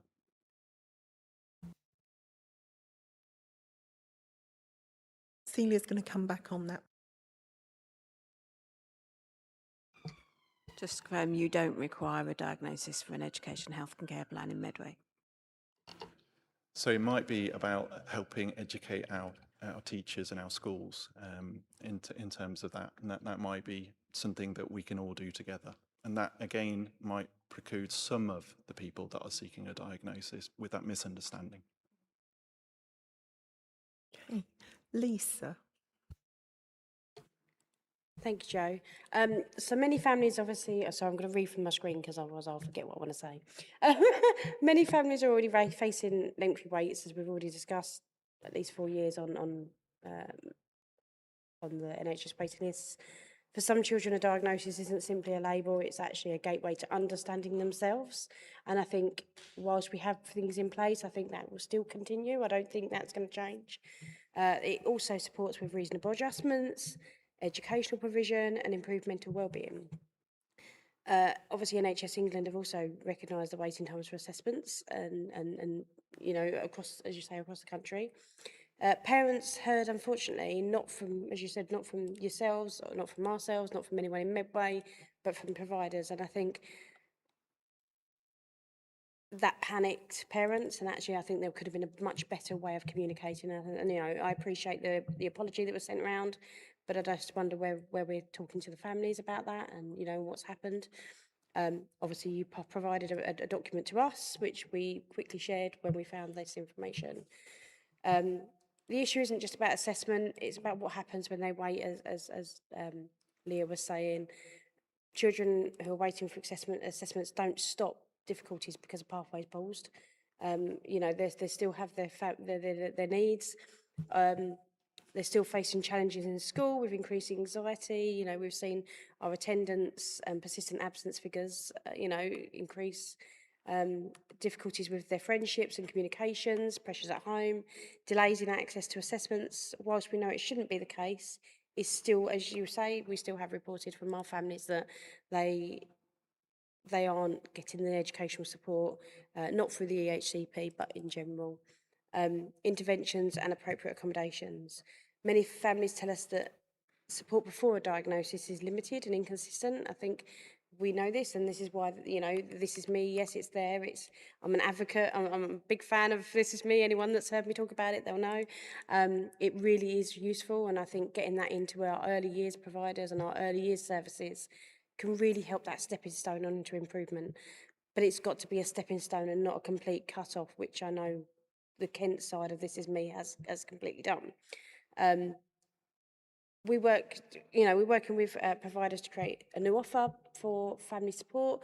So we've lost the funding for our Small Step service, which used to sit there and tell parents what ADHD was, what autism was, how to support their child, what to do in this situation. So that pre-diagnostic support has been taken away. I think obviously families are signposted to the neurodevelopmental web pages. I think it really needs to be improved for Medway, because I'm going to be honest, there's not much on there that isn't Medway. It's mainly Kent based, and actually our families look at it and go, well, that's not for us. And I know we're Kent and Medway, but actually that doesn't respond that way on that web page. We also have many families that are actually going to pay for services because they just don't see any other way through. That then creates a huge financial barrier between some families and disparity and, you know, an unfair equity. As a result, they could be feeling that they're expected to wait for many years with little help. If you're a parent in that situation, you feel like you then go on to become something else. So if we're not recognising those needs earlier on and putting that input and that support in, I do wonder how many children go on to needing mental health support later on.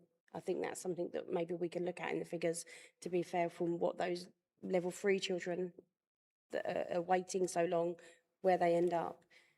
Obviously, as a parent carer representative for Medway, I raised my concerns, which were forwarded by Sue Gibbons to Jimmy Kerrigan and the Mental Health Learning Disability and Autism team on the 23rd of July.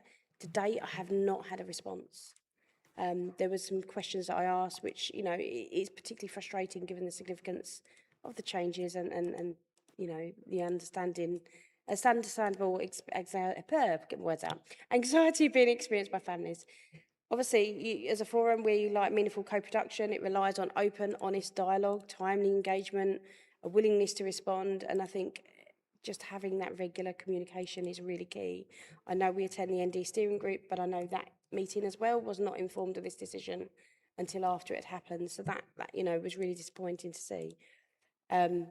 Families need transparency, accountability and reassurance in the decisions that are affecting some of Medway's most vulnerable children, with their interests at heart, not financial or what's important. Our children are important. Therefore, I've got a few questions. So my first question is, what specific evidence and financial information decision-making led to this process? Obviously, you've given some of that information away, so it might be worth reading the email that I sent through that actually would give me further information from that. Also, why are these pathways treated differently to other right to choose pathways? So we have other pathways that we still have running. Are they having the same process being applied? Before making a decision whether there was inequality impact assessments, you know, do we have that understanding of what impacts this is having, especially on those children who, as someone quite rightly said earlier on, that we are having children removed from waiting lists because they're on 2 lists. So has that been given an informed choice to make a choice on? Have we made sure we've gone back to those families that have been removed from the NHS lists because they were on a right to choose pathway and made sure that they're not being left worse off as a result of that? Obviously, you were saying providers should be writing to families about when they should be seen. How will they know that unless they know what figures they're going to have financially in the next few years? Because I know some providers have got 12-month waiting lists. They've only managed to do 3 months this year. So that could then be another 4-year waiting list for that provider. Yeah, thank you. Thank you. There's a lot in there, so let me try and remember all of the questions. So I think it's important to clarify we haven't paused the pathway. So what we've done is, because I think it's important we try to help people understand that bit, that we've described how many assessments will get done through the means of the indicative activity plans. That means that some people won't get seen this year, and that's behind the provider communications to them about when their assessment might happen. I agree with your point entirely that in order for the providers to give those on the list as much information as we'd all like them to have, the foresight about how much activity they're going to be able to do into the future would be useful. That relies on us having the data in a better position, which is something we're working on, and we are hoping to have indicative activity plans for next year set much earlier in advance than has been true in the past. That does give people the foresight to then communicate with those waiting for an assessment. On the email you sent, George and I will go away and sorry, I haven't had a reply, and we'll work out where that is in the system. Have a look at what is in there in detail. I've described a bit about the financial information we're using and the activity information we're using to make decisions. I think the thing to say is we will spend more this year on this area than we had budgeted for. So although there is an activity, a balance of activity and finance process being applied, we will definitely overspend our budget set this year for this in this area. So we are already in the space where we are making compromises elsewhere in the health system to support this area, which is something that we've agreed we're going to do. And what we need to do is look, as you say, further into the future and work out what the best model looks like to see as many people as possible in the best value way, as quickly as possible, in the most clinically sound pathway that we can do. And that is an urgent bit of thinking that we're doing in the ICB at the moment. George, do you want to pick up a couple of the clinical points. Yeah, so I think the final two, so the quality impact assessment was one, and then the other one is in regards to just removing people. So I'm going to take the second point first, because I think that one's one relatively straightforward. From the system, there is a children's transformation group, which we're party to, Lisa and I, and others in the room have joined, communicated in regards to trying to find out whether a child is on one, two, or even multiple waiting lists. And then it's not simply a case of going, we're going to remove. So for Kent Community Health and the Mental Health Trust, when that's identified, they're then given an opportunity to remove themselves, and they're given the details, as you rightly say, because the offer for Right to Choose is perhaps not as containing and as supportive as you would get from the statutory providers. And then at that point, if they choose not to leave that list, which has happened on occasion, that is their prerogative, and that's not something that we can do anything about. So they end up being on two lists. What we have found in some scenarios where people have been on two lists, they've had their Right to Choose assessment, they've still waited for their NHS one, they've then gone to their NHS appointment and said, could I have the NHS stamp on this, please? So even our families are not that confident in the providers that they're choosing through Right to Choose. In terms of EQIA, yes, that was completed, and it looked at all the demographics of children and adults across our system. And I think one of the things that we now need to do, acknowledging that the way that we are approaching the categorization for all age is something relatively new, is then to continue to monitor what we've looked at. We know that it's going to have an impact, maybe just because of the messaging going out incorrectly, which we apologise for. And so it's going to be a dynamic thing that we continue to monitor. If I just add one thing, we've written to colleagues at Medway Council about a review we want to do of mental health LDA in the round, to sort of step back from the services we commission and to think about where we need to enhance the offer and the connections between some of the things that we provide as services. So your example of the connection between some of these services and our wider mental health system is one of the things we'll look at in the course of that review. You happy with that, Lisa? Yeah. I've been asked for a comfort break, so we're just going to have 2 minutes, if that's okay, and we'll come back with Alex. Thank you.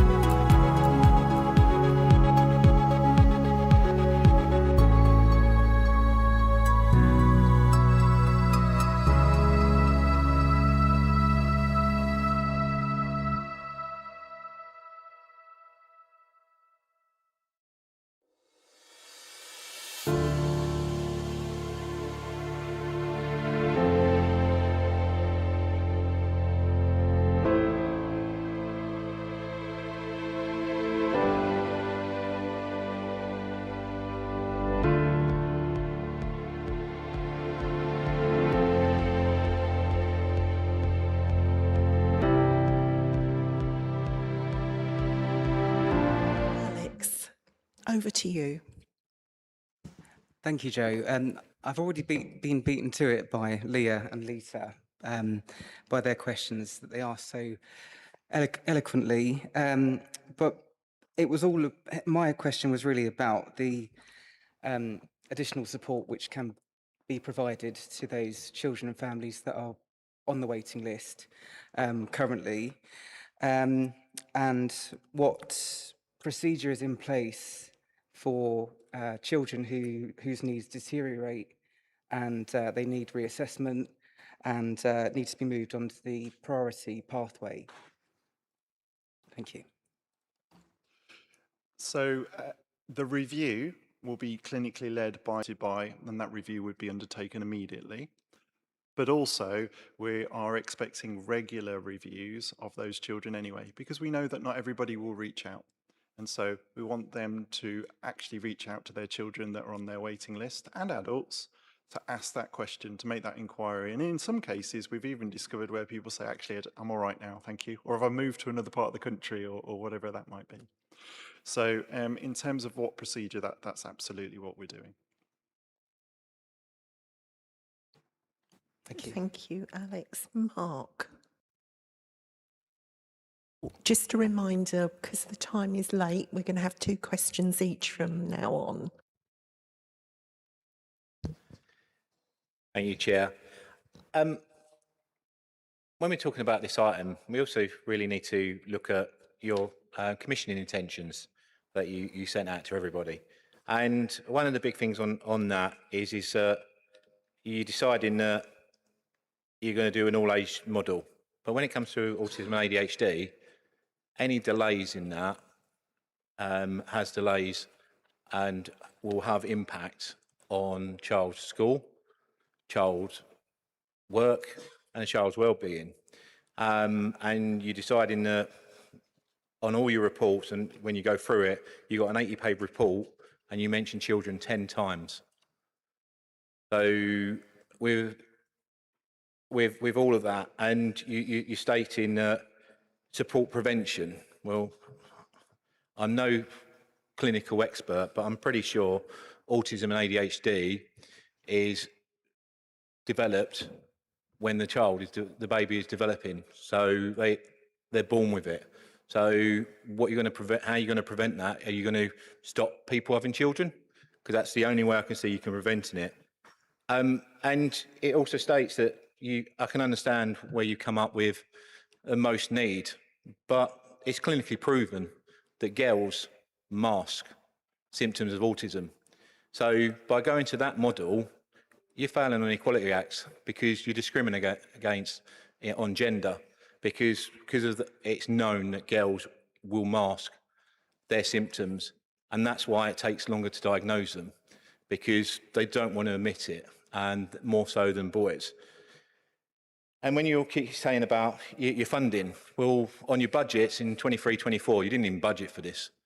So you've come from a position where everyone knew this was coming, and it highlighted more during COVID. And in 1 year, you budgeted nothing for autism and ADHD screening. And even on your legal requirements for ICBs, that you're accountable for commissioning sufficient neurodevelopmental pathways. From everything in this report says that that's not consideration. Your only consideration is cost. 3.6, it states in that report that no new person is going on the pathway till April 2027. Yes, they're going on a waiting list, but it goes against everything you just said in here with regards to on needs and prioritising. I don't think that this has been thought out. Everything that reads in that report that you've put on this commissioning intentions is about saving money, and it is not about improving outcomes.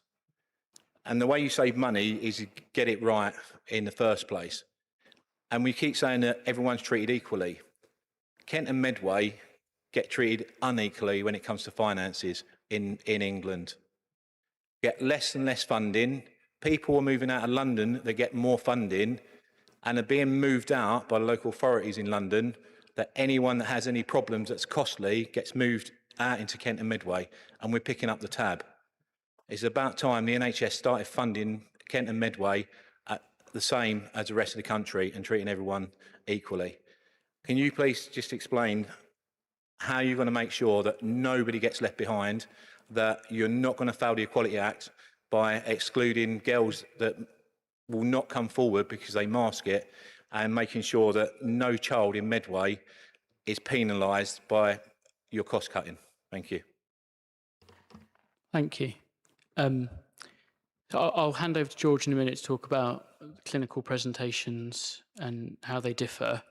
In terms of spend, the zero number that you're referring to in 23-24 was spend on right to choose providers. There was in that year spend through our statutory providers. The growth has been in the right to choose sector. And it's not true, bluntly, that we are not spending more money on this. Every year we have spent more money on this. Last year, the outturn was nearly £29 million. The year before, in right to choose, it was just under £6 million. So that's a spending increase of over £20 million in a single year. So I don't recognise your characterisation of cutting costs. The costs are rising, the volumes are rising in this service line, and we're trying to strike the right balance. And we're expecting to spend significant amounts of money this year. So this is not just about cutting costs, but we do need to balance the budget, as the council in every statutory organisation does, and balance some difficult things as we do that. George, do you want to talk about presentations? Yeah, so I think that's an interesting point in regards to gender that you raise. But what I would say is that I don't think that has any correlation with the commissioning intentions. I absolutely accept your point that we do understand as much around people born female and autism, and the reason for that is that the autism assessment that's currently used in England is designed for young white boys. So that's a national issue that the nation is trying to resolve. That's not something that relates to Kent and Medway. And that's why we don't identify our people born female earlier on than we would otherwise do. So certainly from that perspective, we are making every effort to be able to identify everybody, irrelevant of gender, in terms of their needs early on. In terms of all age, it's economy of scale. If we have clinicians that can offer diagnostics both for children and adults, and we're able to work with them together, that means that we're able to support more children when there is availability, and then when there is more availability in other geographies, we can support more adult assessments. So it's a conversation, and the commissioning intentions are currently draft, and they're open for all members and me as a citizen of Kent and Medway to be able to comment on, so that we can then find out what people are saying and be able to come to a conclusion on that. So all age is an aspiration, but it isn't a conclusion at this point, it's a discussion. Thank you. Adrian. Thank you, Joe. It's obvious from this report there is a problem, but what one can't see from this report was the scale of the problem here in Medway. And it's the scale of the problem here in Medway that I'm interested in, and I think most of my colleagues around this room would be interested in. Certainly, but what table 2 is missing is how many cases were treated. So how much of that increase in cost is through increase in numbers, and how much is it in increase of the cost of delivering that service? Yeah, that would have been some useful information to have that's not there in table 2. Oh, by the way, what happened to table 1? That seems to have disappeared. The other thing that struck me from this is, why are looked after children in category 2A and not category 1? I would have thought the weighting for a looked after child should have been equal, if not greater, than that of service families who are getting in category 1 because of the Armed Forces Covenant. I'm fully supportive of the Armed Forces Covenant, but I'm also very supportive of our looked after children, and I would like to know why they're not being put into category 1. which I firmly believe they should be. So, and the other thing I'd like to know is who is actually responsible for the categorisation decisions. I would last a few more, but out of respect to our chair, I won't. But I think in future it would be nice when you come to deliver a report here in Medway that we have more Medway specific information, please. Thank you. So if I pick up the finance points and then I'll hand to George to talk about categorisation. So I would love to be in the position where I could give you the precise answer to your question as well around how many Medway children are on the list. We have a breakdown of Medway and Swale for the purposes of our statutory providers. I gave you the numbers of how many people are waiting. We know that there's a not dissimilar number of assessments going on in the right to choose sector than the statutory sector. So there are thousands of children receiving assessments in Kent and Medway every year. At the moment, because of the data quality around the right to choose providers, I can't tell you exactly how many of those children live in Medway. We would really like to be able to do that. That's what we're working on the data set.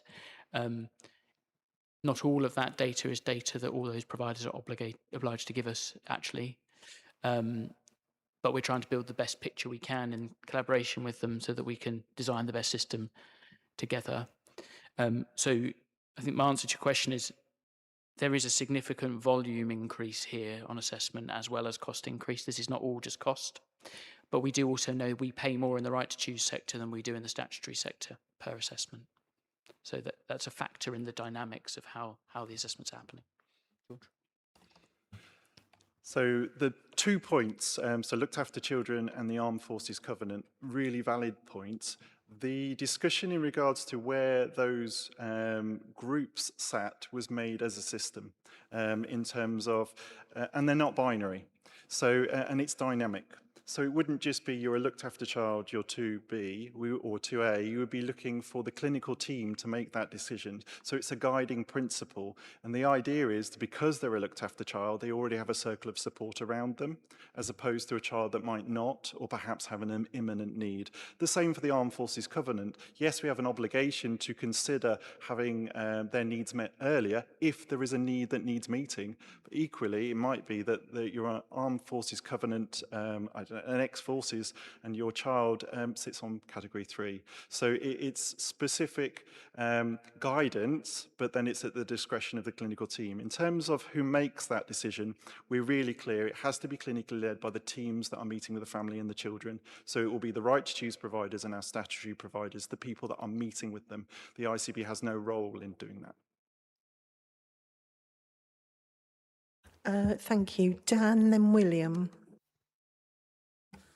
Thank you, Joe. I won't spend too long because obviously we've got this again next week, I know. So, you know, I will start just by saying I don't necessarily want to ask you again, Ed, but you go from 5.9 million to 29 million over 12 months. I just worry about the oversight and what went wrong there. But we don't have to go into that right now because I'm sure I'll ask you again. But it just seems a lot of money. Joe, my question's about, I understand the financial problem facing the ICB, but I want to separate the financial problem really from the consequences for children. So if routine assessments effectively stop once activity limits are reached, who is actually accepting responsibility for the deterioration of a child while they wait? And I think it's really important that question, because if you get a child that reaches crisis point, requires substantially more expensive support, stops attending school, or comes into social care, will that cost simply transfer from the NHS to Medway Council? That's my first question. And just the second one is, can you again explain, I know people have really answered really well the question tonight, I just include managing activity and rationing access to assessment. Because if a provider has reached its financial ceiling and a child who clinically requires assessment is then put on hold, it looks very much like access is being determined just by available money. Thank you. So What we're very careful of in our discussion with providers is that any child who needs a priority assessment would not be denied an assessment because of the money. So indicative activity planning is something that needs to flex according to the factors in play. So if a provider approached us and said, we are seeing more priority assessments than your indicative activity plan allows us to carry out, then that would be a case where we'd have to look at the activity plan again and look at how those children were being assessed and work out if that was right and then adjust accordingly. So the purpose of the activity planning is not to prevent those who need a priority assessment getting one. I hope that's reassuring. But just before you move to the next one, sorry, Joe, if you've set a budget and you've got to reduce budgets because of costs, because of the financial implications, I understand it for the whole of the ICB, because the letter was different to that, what you are saying is then you've set a budget, but actually you can blow that budget. Because there are a lot of the children coming through the system are critical and need to be seen and should be prioritised if they're at that certain level. You're not going to stop. I mean, I'm not putting words into your mouth, Ed, but what you're saying is that if providers should come back to you and say, we've got loads of people waiting and that are priority, and I'm sure, George, you see that, are you then going to say, fine, then we'll blow the budget and let you through? Because if that's the case, why are we even here talking about the change in service and reducing budget? I don't get it. Sorry, Joe. I need the clarity on that question. So I won't use the phrase blow the budget if that's okay, because that's so we have set a budget. What we're trying to do is manage to that budget. We've set IAPs for individual providers in that budget context. It is likely that we will overspend against the budget we've got this year, but we need to do that in a managed way and balance our obligations around our finances and our service obligations, like our needs, our obligation to meet people's needs. So it isn't quite that binary, and we're trying to do this across a huge service offer dynamically. So yeah, we will make sure that those who need a priority assessment get one, and those who've been written to, by definition of those, they should be those who are not in that category, because those priority assessments should be happening this year. And I understand for those who've had a letter saying yours won't happen this year, why that is difficult and disappointing and causes distress to people. The other point you asked about was who's responsible. It will be the clinical team and the right to choose providers, as it is our statutory providers. They're the closest to our families and children, so therefore they will be responsible for that. So if they get to crisis point and at a critical point, if they end up in social care, because not being seen by you guys, taking a point that Ed just said, it will land in the statutory, the council statutory coffers are having to support.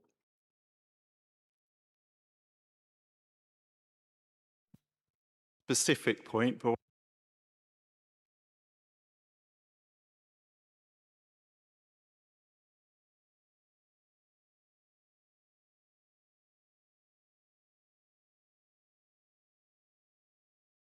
that some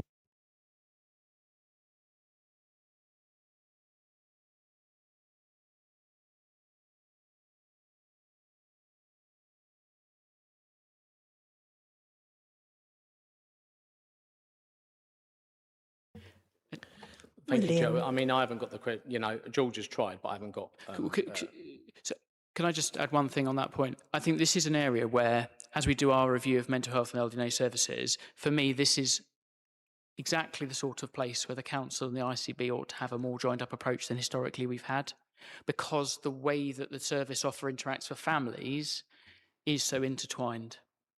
Because some of the support is from council services, some of it's from education, some of it's from services we provide, and we need to think about how those things interact for individuals.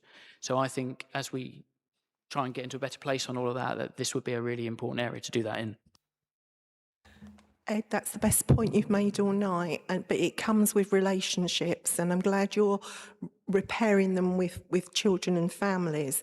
But I'd like to suggest that if you've got 45 to 60 providers, who's quality assuring that someone's not getting a Robin Reliant and someone's getting a Bentley? How's that happening? And also, I'd also like to say, at the end of the day, partnership working needs the ICB to be solution focused. We had a problem with educational healthcare plans, and Celia and her team working co-production with parent and care months down the line, that's not an issue anymore. So we need solutions, you know, not excuses, and also not anyone taking away statutory rights, which are the right to choose. William, I apologise. I'm fairly new to this. I've only been elected 2 weeks ago, but I have worked with the most profound and severely disabled children in Medway in their special needs schools. However, I do watch this committee on YouTube, and maybe it's just because I'm new and I've got fresh ears, but I do find it very frustrating that you come here today and all these questions have been answered, and all you keep saying is you have no data. Why on earth have you come here with no data? That's one of my first questions. I'm only going to give another excuse, but it is an excuse, as Joe rightly said. You come here, we expect data from Medway residents because us lot have to go back to our residents and tell them, and quite honestly, you're telling us nothing, and that makes us look silly. My question is to you, and I do hope for an answer. These category 1, 2A, 2B, 3, all you keep saying is years. What are the years? I don't mean years. I mean, can you give a specific number? How long are people actually waiting? Not years, I want an answer. Because our residents want an answer. Can you answer that, please? I've given you some data tonight about Medway and Swale residents on statutory waiting lists. I think the point that's important is that we have an incomplete data picture, and we have some crossovers of data which need to be deconflicted, and a lot of that is in relation to providers who either don't have an obligation to provide us some of the data, or the data quality is not good enough. So I think it's important that sometimes it's just as bad to draw conclusions from poor data that end up being the wrong answer than it is not to have the data. So we're trying to improve the data picture as a key part of the plan. When it comes to waiting times, those in the top priority categories shouldn't be waiting years. George can talk about the sorts of timetable we're talking about. The longer waits apply to those who are in the non-priority, the sort of lower priority categories in that list. And as I've said, those waits are not things that we would have by design. And the management of how many people want an assessment and the capacity is a national issue. This is going on in most places at the moment, and is driven a lot by demand in the population for assessment, as well as some of the other issues we've talked about tonight. Do you want to add, George?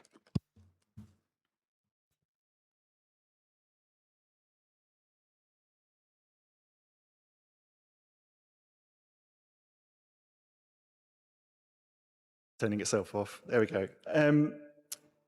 So you asked in terms of, can you remind me the question, please? Waiting times. So I would expect the same as we have for our statutory children's providers at the moment. We haven't tested that because this is really new and you all had the information very recently. But what I can say for our statutory children's providers, those people in category 1, I'm informed generally children are seen within the first weeks of that referral going in, and those children in category 2 within the first months of that going in. But again, that's going to vary on an individual child. It's not going to be a set date or number of days. They are going to triage that child, and then they're going to make a clinical judgment on that triage. And if I can ask one more question, Joe, if that's possible. One more. You said about, I may have misheard it, but you said about This Is Me is going to be enrolled into schools. Has Medway schools been consulted about this, know about it? And if they have, who actually in the school is going to deal with this? Because let's be honest, school teachers have got a lot already, plus the Senko has already got a lot. So who's actually going to be overlooking this? Well, so I wonder if Ailish might be in a position to talk to that, because this is a partnership endeavour with the partnership commissioners, children's commissioners in the council. So is that right? Yeah, that's absolutely fine. So it's started on in a very small scale. We've got 12 schools involved in it at the moment. In a way that's very intentional, because we want to ensure that it's achieving what we want it to achieve. What we've also tried to do is put some very clear evaluation criteria within it. We've worked very closely with Medway Parent Carers Forum on this as well. We've had some very early feedback, but I don't have any quantitative data, but some very early feedback from families and schools that it's been a positive intervention. But it will take fairly significant investment to be able to roll that out across all Medway schools. And it will absolutely require that capacity from schools to be able, so it's typically the Senkos that carry out the strength-based questionnaire, but they are supported by staff from MCH to be able to identify the needs, but also think about the pathways of where support is. We're going to work very closely with our colleagues in education as well to think how this aligns with the new SEND reforms, to make sure that we're not confusing schools with the offer, and how that aligns with the expert at hands model as well. Can I just have a quick come back to her or not, Joe? It's up to you. I'll let you call it. Do you mind sending a No, I'll send a message to message. Ailish? Thank That you. would be great. George and Douglas, I'm going to cut you down to one question each, and I've got a few questions. Stephanie, can I send them to you, my questions, and would you be able to answer them for me? Thank you. George. Yeah, thank you. I'll try and be brief. I mean, I think, first of all, thank you, Ed. Look, I think like, I do completely appreciate, and I regularly meet with my shadow cabinet member, with Adam, and we have robust conversations. But I have the utmost respect for you and the ICB in terms of the work that you're doing and the significant challenge that has been put on you. And it is a significant challenge in terms of the system, that £200 million deficit that you're having to deliver. And I think the context of everything that the ICB are doing, I think we have to look in that light. And that's not a decision that you've taken; it's a decision by government and the department that have ultimately taken the decision that they have around NHS budgets. So I don't hold the ICB and the ICB board responsible for the fact necessarily it's got that funding position, because it's as a result of government not giving you that 200 million, and you've got to therefore make those savings. So I think for colleagues, I think there is always that context for me that's quite important. I think in terms of just a few things, and I'll just pick up really on one of them that you said for me. I'm just interested in terms of this piece regarding, and Adrian raised it, and I think it's in our role as corporate parents, around the children that are in local authority care and that priority banding. I'm just interested, George, you referenced that there was a system.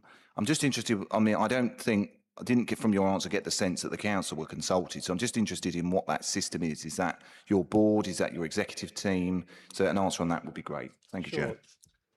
So I wonder whether I could invite Lisa, if that's okay, because you were in the transformation group earlier than I joined when I became clinical lead, just to describe the journey that the system's been on and how councils, health and education and parent carer groups have collaborated to really transform the system over the last 24 months. So yeah, I would say that there is a meeting. I'm going to be honest, George, you might not like this, but it's very Kent heavy. And I don't, in honesty, I walk out there feeling that I've learned about Kent and not Medway. I have to say that there is a journey, and it has come in, and we are getting closer, and I think that is improving than what it was. It's taken 2 years, but we're getting slowly. It might be because we sit there and go, hello, Medway. But I would say that path, that detail was kind of brought to us rather than actually created with us. It was definitely something that was created by list.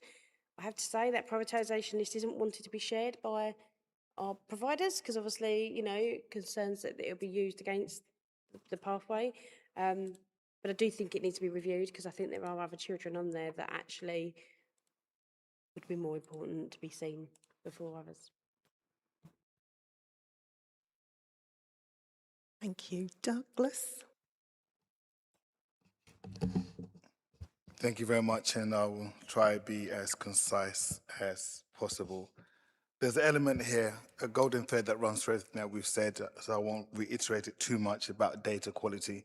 As somebody that spends most of his time looking at data, the land of the blind, the one-eyed man is king, and unfortunately, you're blindsided to a lot of the data. You don't know what's out there, the nature of the data, the risks associated with that. You don't know that data. So I appreciate that the funding has been restricted. It's been restricted for many years, even under the previous administration as well. It's not something that is new. But what we cannot tolerate moving forward is inaccurate data. We can't tolerate it because we've all spoken about it.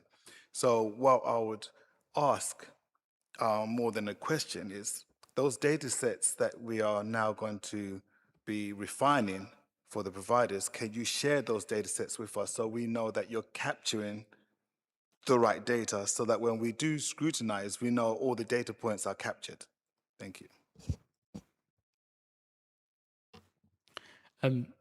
So I think we can definitely share a description of the data points that we're collecting, and we can share what they show. I won't promise we can get into sharing, specific data about anything that would be inappropriate to share in the public domain, but the data picture in the round, i.e. what it's demonstrating and how we're using it, absolutely we will share that as it develops. I think a stronger joint commissioning partnership would see us do more of that on a regular basis than perhaps we do now between the council and the ICB anyway. And then the one thing that's just worth noting is there's data that people are obliged to give us, and in some of these arrangements, without going into too much detail given the time, people are obliged to give us data we use for a particular purpose, such as validating invoices, rather than data for other purposes. And they're not always obliged to give us all the data we would love in order to answer some of the questions we've got tonight. And the approach we're taking is to work with the providers, because most of them will have that conversation, provide the data they want to be part of something that works and is responsible. And but we can't always force everybody to give us the data we would want. Very quick pushback. I think as we commission the providers, we shouldn't be obfuscating our responsibilities to ensure that we get data that is fit for purpose. So there's no point of us having data that we can't scrutinize. It'd already be too late. So out of the 45, 60 odd providers, I understand the 400 might be a bit more of a challenge. We still need to push back and say, actually, if you want to continue to provide services for Medway, we require this particular data. I would love to be in the position where that was in my gift. The truth about some of this provider setup is that those who have a contract with a different ICB can provide services to us. The nature of the relationship is then governed by the terms of someone else's contract with them. We don't have one that is then determining data provision and other things in the way that we might do if we contracted with them directly.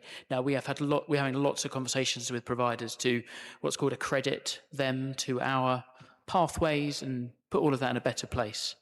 So the spirit of your question is exactly where we're headed. Okay. But it's a particularly complicated part of our setup. It is complicated, but sorry, this point is important.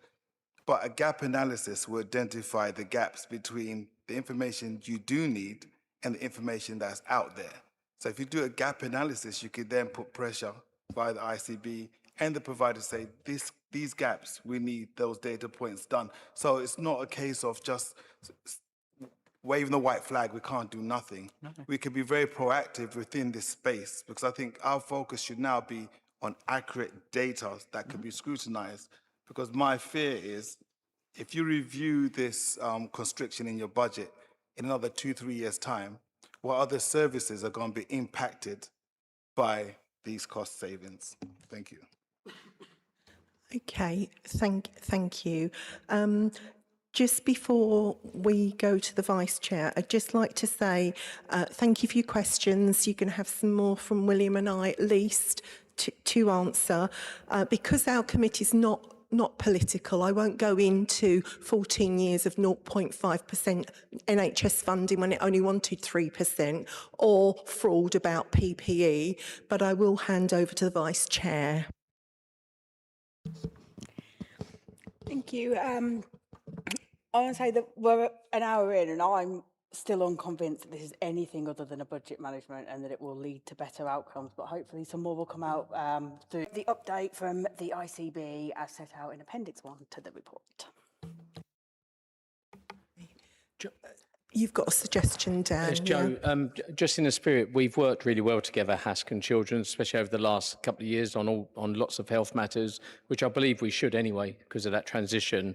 Obviously, from a HASC point of view, yourself or the Vice Chair or the opposition spokes are more than welcome to come to HASC next week as well, and just to hear what maybe when we ask the questions, and if any members wanted to ask you anything, that'd be helpful too. But just in that, it just joins it up a bit for both and for the ICB as well, I feel. But that's there for an offer if you wanted it, Joe.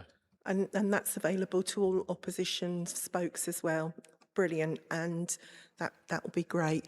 And also, I'd like to put on the table, Leah, as well, that we learn from Medway co-production with Parent and Carers Forum and the work that Celia's done to clear the backlog of education and healthcare plans. So that needs to go on there, that there needs to be more collaboration, because our children do matter in Medway, and our young people and our families. Thank you. Leah. I think I was done. Is that seconded and Joe's comments are noted. Is that agreed? Thank you. Thank you for your time. See you again soon. Thank you for having us. You can't wait, can you? You coming, William? Sorry. 7, early years. Rebecca, sorry to keep you so late. Oh. I just noted, I hadn't noticed this. I should just say, it's not really an OSI, but I should note that that obviously this review was undertaken by the Local Government Association. I sit on the Children, Young People and Families Committee at the Local Government Association, which oversees the team, many brilliant services that the team do there, who oversee this. It's not really an OSI, I don't need to leave the room, but I just wanted to note that for the minutes. Thank you. Love that transparency. Thank you. Becca. Thank you for the opportunity to be able to come and provide an update on the 9 recommendations that came out of the commissioned Local Government Association review of the Early Years SEND service back in June 2025. So the paper outlines the 9 areas of action and gives you an appendices of the accompanying action plan, and very happy to take questions regarding the information that we've presented in the report, reporting on the progress to date. Thank you. Okay, Rebecca, are you okay to take questions and comments, maybe one from each person if they want to contribute, and the others in writing? Is that okay? Thank you. It's due to the lateness of the hour. Any questions? Adrian. Thank you, Joe. Thank you for the report as well. Just one question. I like the idea of the collaborative programme with the DWP with this 3-month summer project. The only thing I wonder about it is the age range that it's designed for. It says for mothers of 2 to 3-year-olds. From a lot of the stuff I've read, that when you have young babies that do not get love and stimulation, that damage, the lack of brain growth, is there for the rest of their lives, and it leads on to things like alcohol abuse, rough sleeping, and all the rest of it. It goes back to 2 years old to me just seems a little bit late. Why aren't we looking at 1-year-olds at least? Because then you've got a chance to do something about that developmental damage. So just seemed an arbitrary date to me. Thank you. Thank you. The programme was designed in terms of targeting the families who were being encouraged to seek return to work, and I'm really pleased to say that the recent and first workshop that we've had enabled us to bring together approximately 30 families that had been invited, and they brought along their children, siblings, family groups. So many children beyond just that targeted age range actually benefited from being part of that stay and play session. And the next session that we have organised within one of our libraries is to bring a number of providers and services to that workshop, so families can access a range of support for a range of age ranges as well. But the starting point was deliberately for that target group.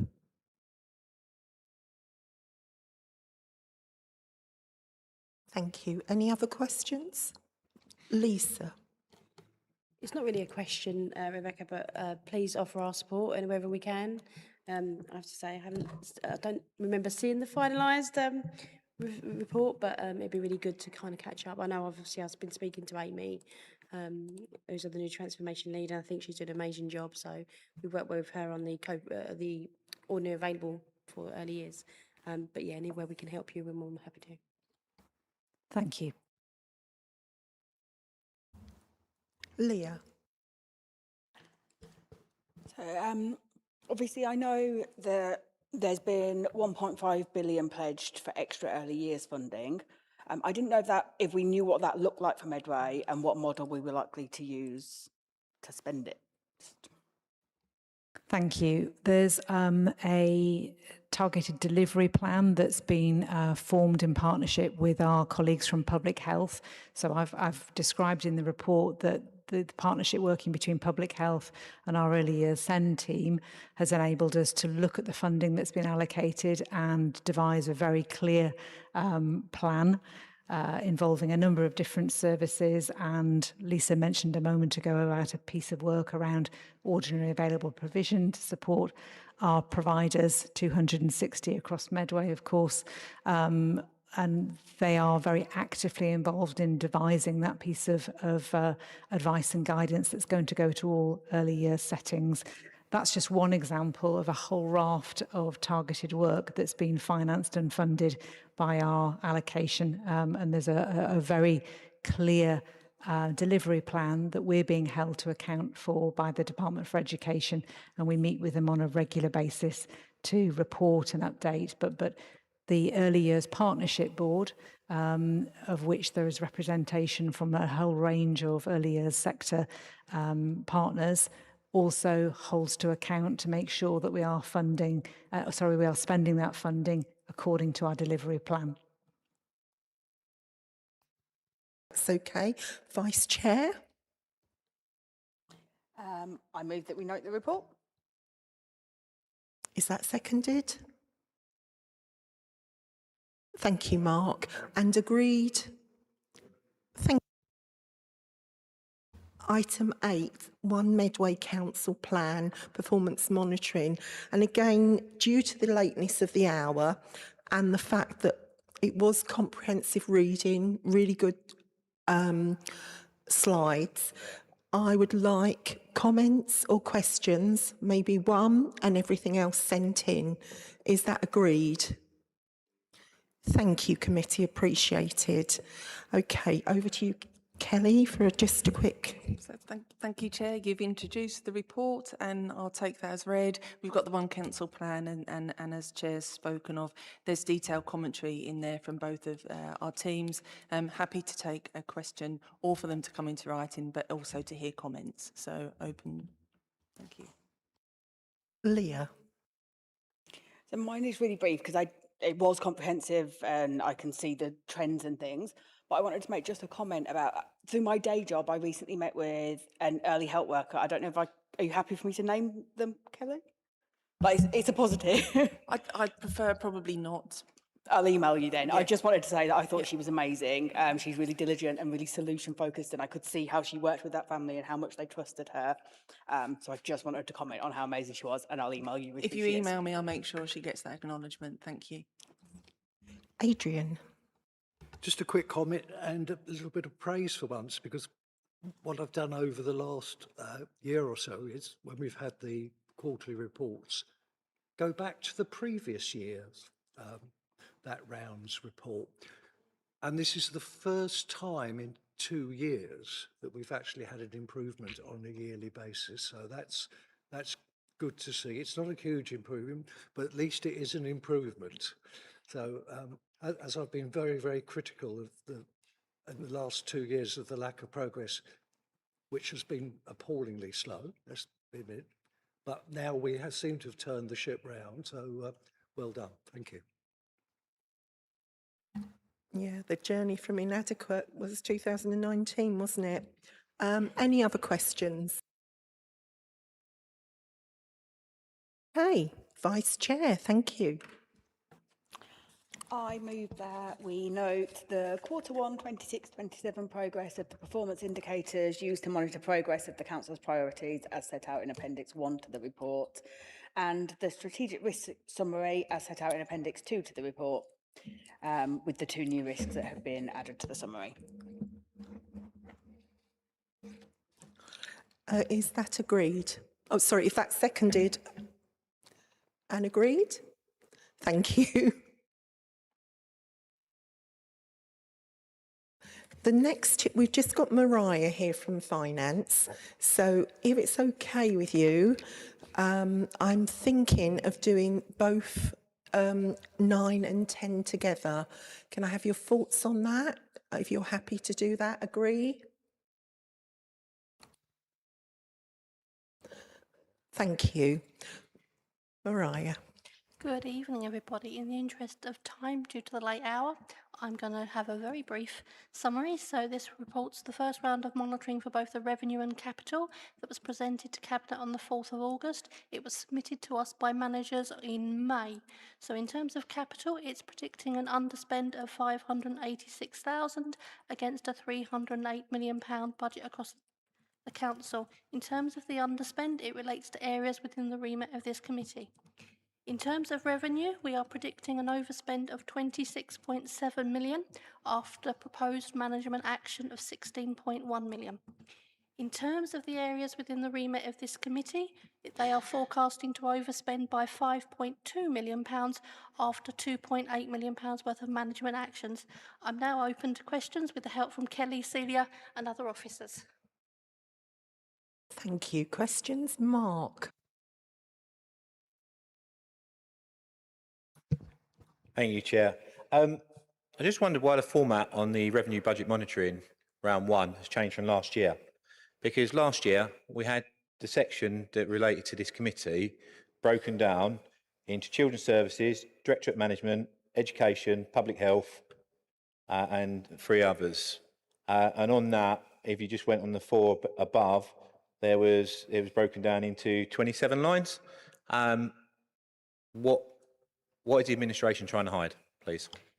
So we're not trying to hide anything. What we had was detail that those sections weren't quite specific enough to identify the management action that was proposed. It was being hidden. So we're redesigning the appendices, and we weren't quite ready in time for the month 1. They will be available as part of the report for round 2. But there's nothing hidden, nothing there. I do have those data. I can send those splits round to you. Obviously, I can't read them off the top of my head, but they are there. Are you happy to receive that copy, Mark? Thank you. Any other questions? Adrian. Yes, first of all, on the capital budget, the Children's Assessment Unit at Eden House, I'd like to ask the question, what works were needed and why? 4 years ago, there was a major refurbishment of then what was the old vicarage, and which was later renamed Eden House. The whole building had a huge amount of money spent on it 4 years ago. I visited when those works were completed. It was an amazing transformation from what it was before, because I remember asking one of the young people who lived there how she found living there, and I got the answer that it was like living in an office. Well, when I visited it that time, it was not like an office, it looked like a home. Didn't have iron beds, it had proper beds. So why have we had to spend a lot more money on it since? So it seems like, are we gilding the lily? The tall and short of it is the cabin. If you remember, there was a cabin in the grounds of Eden House. The roof collapsed on that because it had solar panels that were far too heavy. So that needed to be replacing and refurbed. We did get a DFE grant for that. So most of that money will come back to us because that was part of our grant. That work is now finished, and that will enable us to take another young person at Eden House. So we've currently got an application into Ofsted to increase the numbers of children that can be placed there from 5 to 6. So long term there'll be investment in there, but we got, I think, about £70,000 from the DFE for that part of the renovations. I think some of the terminology is a little bit blurred in there because the original plans for Eden House have changed a little bit, because originally we were going to open it and then dispose of it, and then colleagues all agreed that actually it was a facility we wanted to keep. And so obviously we then looked at opening a separate facility. We then got the funding for Or Even, which is nearly complete and be complete about mid-September, which we'll be looking to open as another council children's home in probably early 27. And again, that's almost fully funded by the DFE, bar a few £1,000s that were sort of unexpected. So yeah, you're absolutely right. The full refurb from 5 years ago is in the main there, although air source heat pumps are still the bane of my life, and often need updating. But yeah, generally the building's in good spec and the cabin is looking really, really good for a move on provision for young people. Thank you, James. That's all very positive. Thank you for that. The revenue budget round one is not just a pretty picture. We've got a round one pressure there of 42.8 million. That's the highest I've ever known it. I was in the cabinet for nearly 10 years. I can never, ever remember such a high figure. And the risk rating for that is A1, meaning very likely and critical. We are teetering on the edge of the 114 notice. Need I say any more?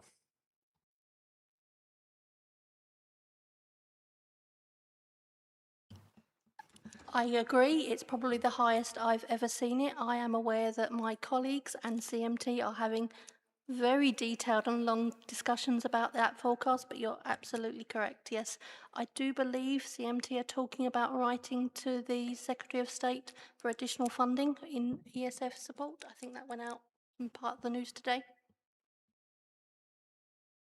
Come back on there. Getting extra fund borrowing is not the answer. If you look further in the report, the interest and financing net cost at the moment for this financial year is 28.8 million in finance costs. That's 4.16 million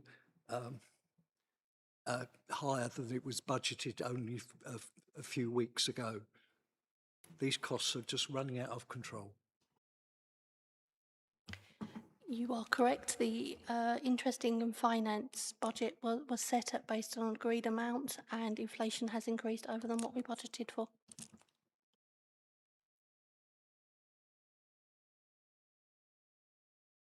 Any other questions? Okay, could I ask a couple? Obviously, we've got the early warning system about overspend as part of the risk management, and you're saying that there's work being done behind the scenes. Will that come back to us at the next meeting? Kelly, did you want to come on to that one? I think within the report it talks of management action that we've got in place. I think it shares the biggest pressure for children's is placements overspend and support packages. In providing additional money to placements in respect of those support packages, it supports those placements being maintained, which then avoids the need to find alternative placements, which often come at an alternative cost. What you can see is we've got 34 children that are in placements at a higher cost between 1,500 to 3,000. We have regular review panels in respect of our children's care plans to ensure that the placement meets the needs. As you can see, there's a pressure in respect of expert assessments. We've talked about some delays in judicial proceedings. Then what potentially is asked for at courts is some addendum assessments or updating assessments, so they come at a cost. We've got our specialist in-house assessment team, so I'm looking at as to whether we can provide additional resource in there so we're not outsourcing to external assessments. So management actions are ongoing. James chairs reports to chair access to resource panels that happen within the service on a regular basis. So there's ongoing management action in place to ensure that we're doing as much as we can to bring down the overspend. Thank you. Can I ask another question? Page 4, conclusion 7.1, forecast. Are we able to do with that underspend? So I believe that's on the school side of the grants, and it's proposed that that underspend is moved elsewhere within that service. And is there, should I be asking Celia this, is there anything earmarked? Because it's quite a sizable chunk of money, isn't it? In the conclusion on page 4, it's about the relocation of the Marlborough Centre, relocation to Twiddle, and the Children's and Families Centre. Yes, sorry, that's the capital budget, isn't it? Yes, so that is going towards the Dane Court secondary build. Okay, thank you. Vice Chair. I move that we note the results of the first round of capital budget monitoring for 26-27. I don't think there were any other recommendations. No. Is that seconded and agreed? Thank you all. Revenue 10. There's a big chunk to read. Yeah, agree. Yeah, I didn't do it combined. It's fine. The committee notes the results of the second round of revenue budgeting monitoring for 26-27, and we note that Cabinet instructed the corporate management team to implement urgent actions to bring expenditure back within the budget agreed by full council. And is that seconded and agreed? Thank you. Work programme. Take the report as read and take any questions. Any questions on the work programme? Oh, it's just me. Sorry. Oasis Restore, can I thank you for chasing them up? Could I just ask members, if you are going, to remember that these are young people and perhaps you could just go in twos. We don't want them to feel like they're in a zoo or whatever. I'm not saying that they will. You know, you're sweet, lovely and fluffy, but you know what I mean. And then could I have local government reorg put on the work programme as well? Just that we look at the risk factors and any updates that are applicable to children's. Vice Chair. Before we go to the Vice Chair, I have had some responses from people regarding the visit to Oasis. If there is anybody else that does want to attend, please can you let me know ASAP. We can only take 2 people on each of the dates and only one of the times. So I will need to start allocating people to the dates. Once I've done that, then I can finalise all the details and send you information. Thank you for your hard work. Can I make sure that we are aware that we don't miss this opportunity? It's taken a lot of work power by Stephanie chasing it up, and I know colleagues from both sides of, or all sides of here, wanted it. So, you know, use that opportunity well. Can I also thank you all? It's been a long, hot and sticky night and you've been fabulous. Children Matter in Medway, good night, safe journey home. Oh, sorry, I forgot to move and recommend. I'm so ready for me dinner. I hope my husband's made me something nice. Sorry, I shouldn't be saying that. Yeah, is that seconded? Oh, can you move them, Lauren? Lauren. Who's Lauren? Okay. I move that the Children and Young People's Overview and Scrutiny Committee is asked to note the report and agree the work programme as set out, including trying to work in somewhere where we can look at LGR and the risks. And that we recommend full council to appoint Victoria Askren to the head teacher position on the committee for a 2-year term. And is that seconded and agreed? Thank you all. Good night. I'm tired too. Bless me.